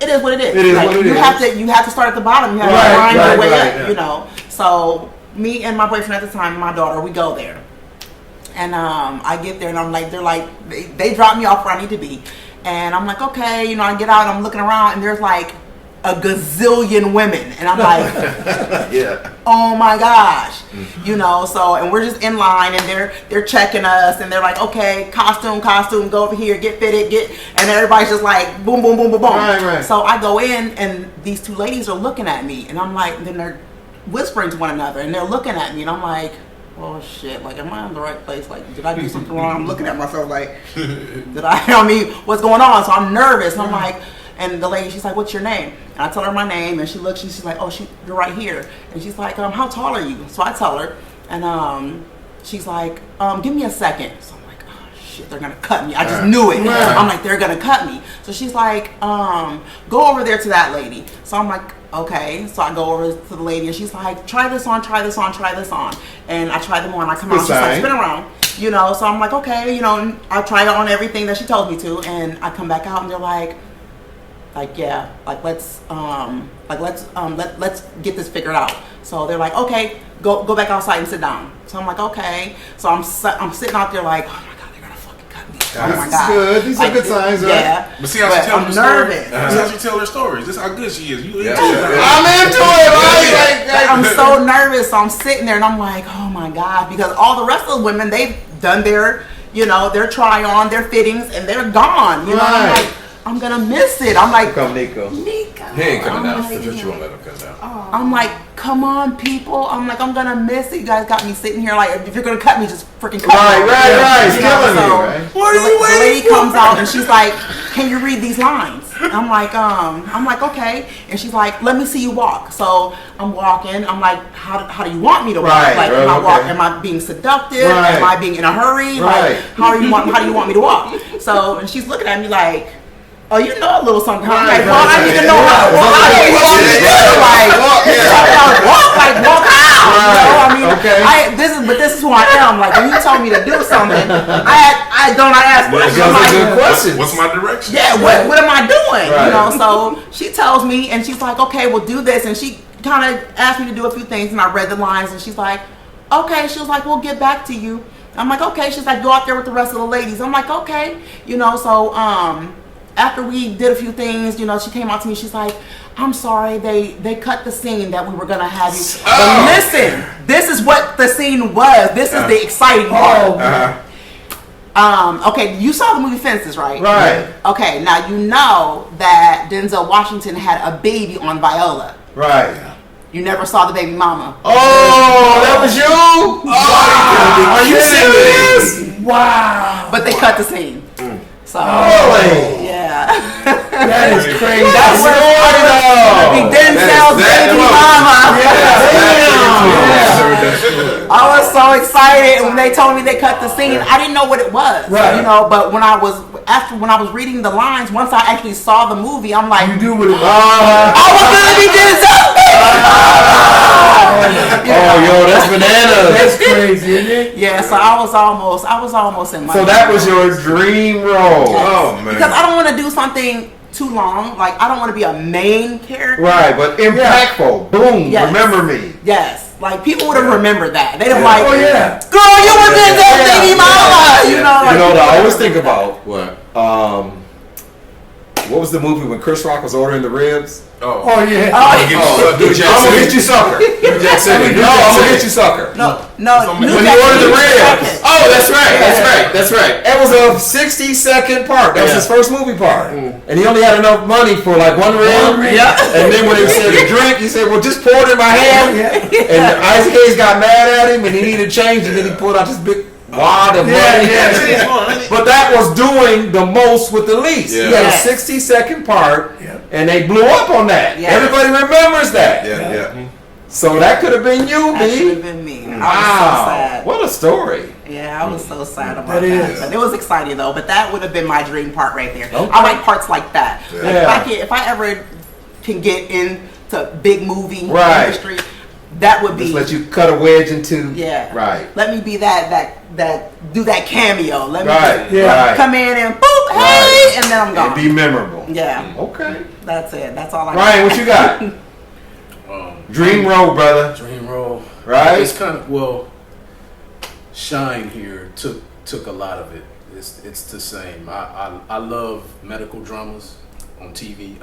I want to do TV because I want to be Okay. I want to be kind of a part of your life. You know. Okay. Yeah. When you get into your shows, you watch them every time they come on. Yeah. Right. So you invite me in your home Yeah. every time that show. Right. Yeah. So if I saw you in public, you're gonna probably address me as my Hey, character. Dr. Associate. Dr. So-and-so. That's Ooh, interesting. you was and that's the kind of relationship I want. Okay. with the people. So, like a doctor on TV, but movie wise, and this probably will never happen, but this is my dream. Okay. I want to be Batman. That's a good dream. Why not? Yes. Wait, hold on. Have we had a Black Batman yet? I feel like I could. We haven't had a Black Batman yet, have we? We never, Yes. I feel like I could be a Black Bruce Wayne. Okay. I feel like I have, I can put myself into that clean cut kind of character. Speak it. He's Speak cool. it to an existence. You know what I see mean? it? He's You cool. see the He's vision? intelligent. I see you. Right. All those things. Right. So, see it. I can. Now, did you grow up watching Batman? He missed the Batman we grew up watching, right? No, maybe not. No. I saw that Batman. That we watched as a kid? But I fell in love with Batman in 1989. Oh yeah, Michael Keaton? Michael Keaton. Michael Keaton, okay. Michael Keaton was He was good. And Jack he was Nicholson. good. So that's when. And Jack Nicholson. Who was that? Was Jack the Joker? Yep. Yeah. Where does he get these wonderful toys? Right. Look at LaVAIL. Right. Joker is my favorite bad guy. That's a good one. That go right into mine. I want to be. I was going to ask you, what's your dream role? I want to be everything. I want to be the bad guy. I want to be the person like, oh yeah. Well, just like when they beat me up. When she beat me up in the movie. You enjoy I being the love villain? Harley Quinn. Huh? Harley Quinn would be another person. That's favorite definitely line. like Joker and Harley. That's man. Listen, so I'm writing a movie, and those are the spirit characters of the people that I got. Is Joker and Harley Quinn. I want them to. Oh wow. Okay. Yeah, favorite bad villains. I like asking that I root for the bad guy a lot. I root for the bad guy. Yeah. As an actor or actress, you get to be, as you say, someone else, and anything goes, right? You can be the biggest asshole in the world, and hey, I was just acting, Right. Man, but you know so, what? but it's interesting to know what's inside of people. Like, I'd love to be this person for a day, Push the or limit. But that's how you know how good somebody did their job, because the dude that was from Players Club and off of Menace, I don't know his name, Junior. Oh, If I see him in real life, I'll probably fuck him up. Bernie McInerney? No, the junior that raped the girl in Players Club. He was. And then, I hated that dude. He was good. But he just did his part so what's his name's brother? What was the girl's name? Ronnie. Yeah. Yeah, Ronnie's brother. Ronnie. The Yeah, girl's Ronnie's name is Or Ronnie. my cousin. Ayana's cousin. What's the light skinned girl's? Wasn't that her brother? Lisa Ray. Lisa Ray. Was that Lisa Ray's brother? No. No, that was Ronnie's Ronnie's brother. brother. Lisa Ray's cousin was the one that got raped. Yeah. The girl that came, she came from out of town. Yep. Yeah, that was Lisa the Ray's cousin. cousin. So the one that it was Junior's part today was that. He was like, Junior raped her though, right? Yeah, Junior raped the cousin. But he played his part so well. He did. If I seen him, it's like, Bruh. Yeah. It will make you mad. Isn't that something? I mean, that's acting. and what's the Game of Thrones? Joffrey, what's his name? Oh, that motherfucker, King Joffrey. Yeah. Oh man. I was so happy. Yeah. Right. Oh, I was sitting Some of there you love to cheering. hate. Yeah. Absolutely. Right. Yeah. Yeah, man. So He died too quick, quite frankly. Yeah. he's not long enough. Yeah. So those that's when they do the job good. And I want a part like I don't know if I want the world to hate me like that when they see me. Well, listen. Hope you do good parts with those parts. And then I want to be a superhero. Like I want to be the good guy too. You know? Yeah. Save the world. Like Luke Cage. I said John Cage. I was gonna say Will Smith did that when he was a drunk and he came back and Hitchcock. Hancock. Hancock. He did Hitch, but he did Hancock. Yeah. I got issues with Go ahead. Somebody have a question? I got a million questions, so I don't want to. Okay, I have another question for the cast. Why is Alan posting this? I'm just talking to Brophy. You go ahead. Keep going. What? Me and Brophy having a side conversation. Clearly. God, that's funny. Okay, question for the cast. Who do you guys admire most in the acting industry? Either actors or actresses. Who do you admire most? Are you talking about locally or are you talking about? No. On a professional level. I'm a Taraji P. Henson. Yes. I love Angela Bassett. Yes. I also like male actors too, like Idris Elba. To be honest. Now, is this his like sex appeal, or are we talking actual acting ability? It's the acting ability. Okay. You know, and taking it to TV shows like Ryan mentioned. I would have loved to be on the cast of The Walking Dead. Like Michonne, Ray Grimes. Like, yes, I'm calling them by their actors' names because that's off first who I know them by. Okay. You know, but yes. Cool. In depth. Yeah. Ryan, but of course, she's favorite actor, actress, either one. I got it on the ladies' side. I love Angela Bassett. Always have. I mean, Angela Bassett, of course, Viola Davis. I love Meryl Streep, Julia Roberts. There's too many to name. It really is. How about on the male side? You take a little bit of everything from everybody. Yeah. You know? Yeah. On the male side, of course, everybody loves Denzel. Right. But one of my absolute favorites is Jeffrey Wright. Yeah, Jeffrey Wright. Awesome. Love Jeffrey Wright, bro. That dude's range is ridiculous. Yeah. He's a light-skinned black man. Yeah. And he played Muddy Waters. Yeah. Played Muddy Waters, he did. And he played the brother in Martin Luther King. We just saw that. Shaft. He played the dude in Shaft. That's exactly right. American Fiction. He was in that too, though. Yes. He was in American Fiction. He played like a Puerto Rican gangster in Shaft. Yeah, he was a Puerto Rican gangster. So his range is unbelievable. Yeah, I thought he was Puerto Rican the first time. I was like, wow. And he played Martin Luther King. Yeah. So him. Nice. That's range. Yeah. Cool. Yeah. I like Lawrence Fishburne. I like what's the big dude's name? Whitaker. Forrest Whitaker. Forrest Whitaker. Uh-huh. Yeah. And I love Denzel, but the guys at the top, like a Beyonce and all those, they're gonna get their preps. You don't even have to worry about it. I like the people that kind of get ignored. They get missed. looked over. Yeah. You know what I mean? That's the type that I like. I loved Gene Mahershala Hackman. Ali. Yeah. Gene Hackman. I love. Yes. See, we're gonna go That's right. old school because I was Old looking at school. it. Excellent. You go Yeah, Gene yeah, Hackman, and then you go Sidney Yeah. Poitier. You know, I people like- like that. I like, They just was so versatile. I like Cusack. Yeah. Tom Hanks, man. Yeah. I mean, we go on. Don Cheadle. Oh, Don love Cheadle's Don does some Cheadle. great shit. Yeah. Him And he's so unassuming looking, right? what's it, Regina Hall? They did a comedy. I can't remember what that comedy was. Who was They- Regina Hall and Don Cheadle did some sort of like HBO series together. I can't remember what the name of it was, but they were incredible in that shit. It's on Showtime. It's on Yeah. Showtime, yeah. Yeah, it was Showtime. Black Monday. I'm terrible. Is that what it's called? Black Monday. Excellent. Black Monday. And Regina Hall is. But Regina Hall, Regina King, and Taraji. Man, they just they just keep three of my replacing each favorites. other. Yeah, they're just. I was afraid of leaving someone out because you always say, Oh, "See, I well, love that's this," a but then question you that see could someone just go, go on "Oh, and on and man, on." I forgot them. Yeah. Your auditions. I know you do a lot of work in Akron, which is awesome.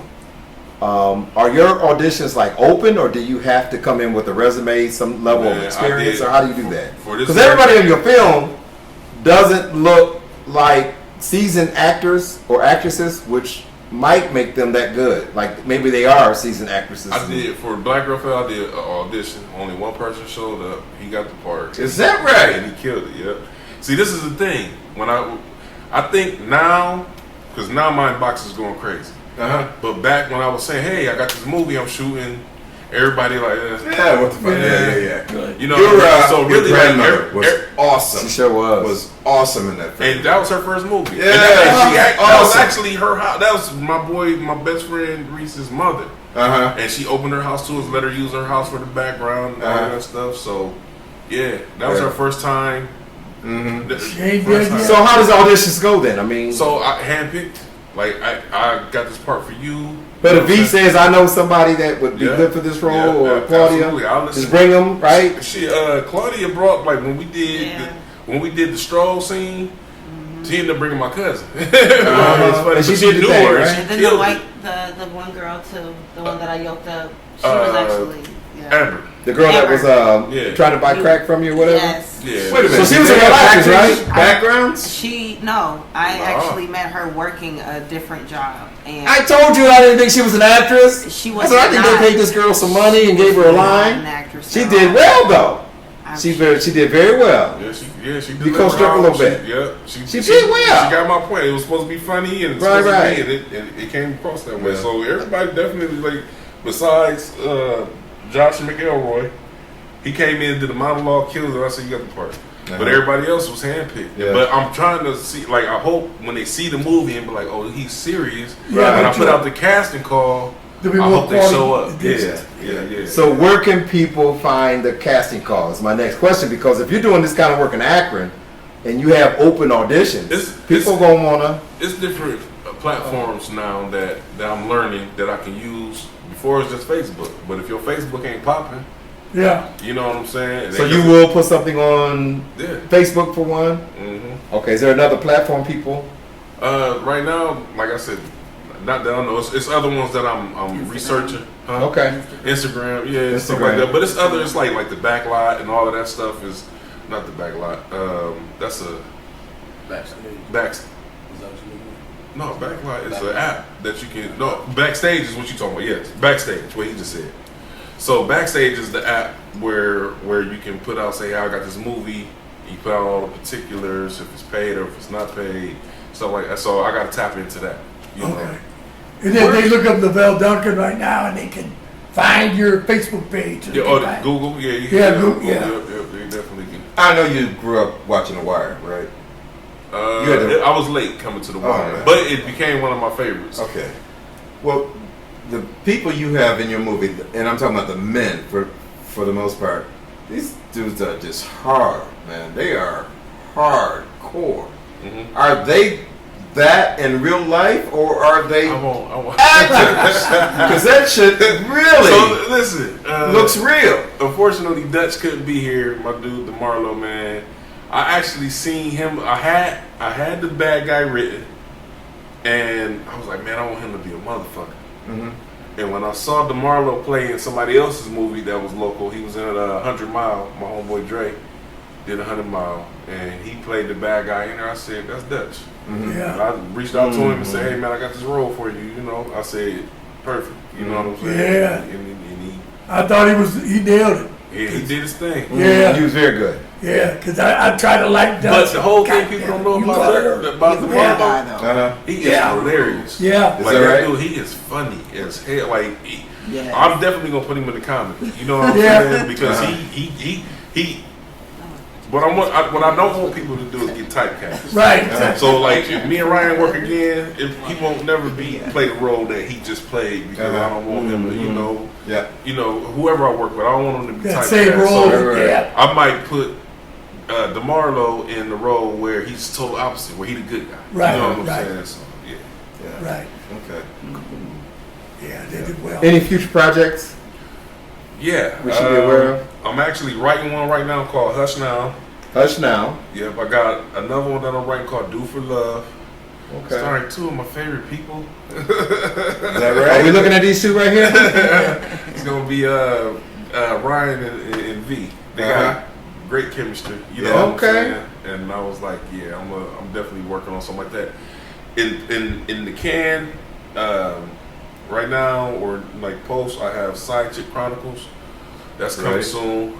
Chipping Away had to get some ADR stuff done. See, people don't know, once you get done filming, that's when the hard stuff starts. Because you got to edit it, then you got to get it scored, then you got to... Man, listen. By the time y'all see it, I done seen it 1,000 times, so I can just walk away and go ahead. Right. You're on another project. Yeah, I'm cool. But, man, listen, I teamed up with a couple guys, and we're going to start releasing content here and doing, like, stories and stuff like that. So, yeah, we're going to be working. I volunteered, I said bus driver. Down into the street. Easy, simple, free stuff. V, like I said, she has actually a great story. I'm not going to go into it, but she has I can't wait to shoot it. You know what I'm saying? Okay. I can't That's wait good to shoot hear, it. Yeah. And you're going to stay in Akron, the Akron area predominantly? I don't know. I would love to do that, but sad to say, we'll have to see, I guess. Maybe not. You gotta finish the sentence, man. Yeah, sad to say, man. I'm might have to go elsewhere to get popping. Like, don't get me wrong, the city love what I do. You know what I'm saying? But it's not the whole city. Right. You know what I'm saying? So I might have to go elsewhere, get popping, and then the city will be like, oh. And Yeah, then let's like, bring it oh, he back. was on the bars. Yeah, you did work here, why'd you leave? Yeah. I don't know. Congratulations is Yeah. all I can say. Thank It you. just, Yeah, it's, really. it's fantastic, especially Akron, Ohio, man. It's just, I just love that it's more than dreams. That you guys just decided, I'm going to do this, and you're following it, and you're having success with it. It's just outstanding. And I think that's what we call it, hidden gems. Yeah, right. You know, because it really is. It's like maybe not everywhere knows, but we find it and go, man. It's yo, funny this you is say something. that because every time somebody see the movie, they be like, y'all shot this in Akron? Yeah, I'm yeah. like, what the fuck is Akron? I was watching the movie, and that's like, yo, they like Mr. Hendrix. Yeah, hey, Al said, so Mr. Pantry, and they're like, open It took me a minute, right? All your life that You got beats you down, and you don't even know it while it's going on. And the fact that you can rise above that and decide, I'm going to do this, that's just, I'm telling you, that's incredible. Okay. I said, I agree with Philip on the aura. It's just with you guys, that persona, it comes across on screen, Yeah. and it comes across in person. You kind of feel that confidence and that genuine kind of person. You know, it's not like contrived. There's no made up. I'm acting here. It's just this is who I am. You know, I think that's cool, man. That's good stuff. All right, I'm gonna wrap up by, I guess, just saying, people will probably want to be interested in reaching out for future projects. Is there a way? Someone, I know you said your DM's blown up. You're Reaching out for what? for parts in movies, and being just to in be the a part of movie. what's going on. Instagram .blank223. That's what's fun working with these two. Working with these two. They are hilarious. I'm telling you. They remind me of me and my brother. Like, Oh, yeah. D all day, man. But Instagram .blank223. I do put out stuff on Facebook, but a lot of people have been hitting me on Messenger, LAVAIL Duncan, on Messenger. But I'm gonna try to find out a more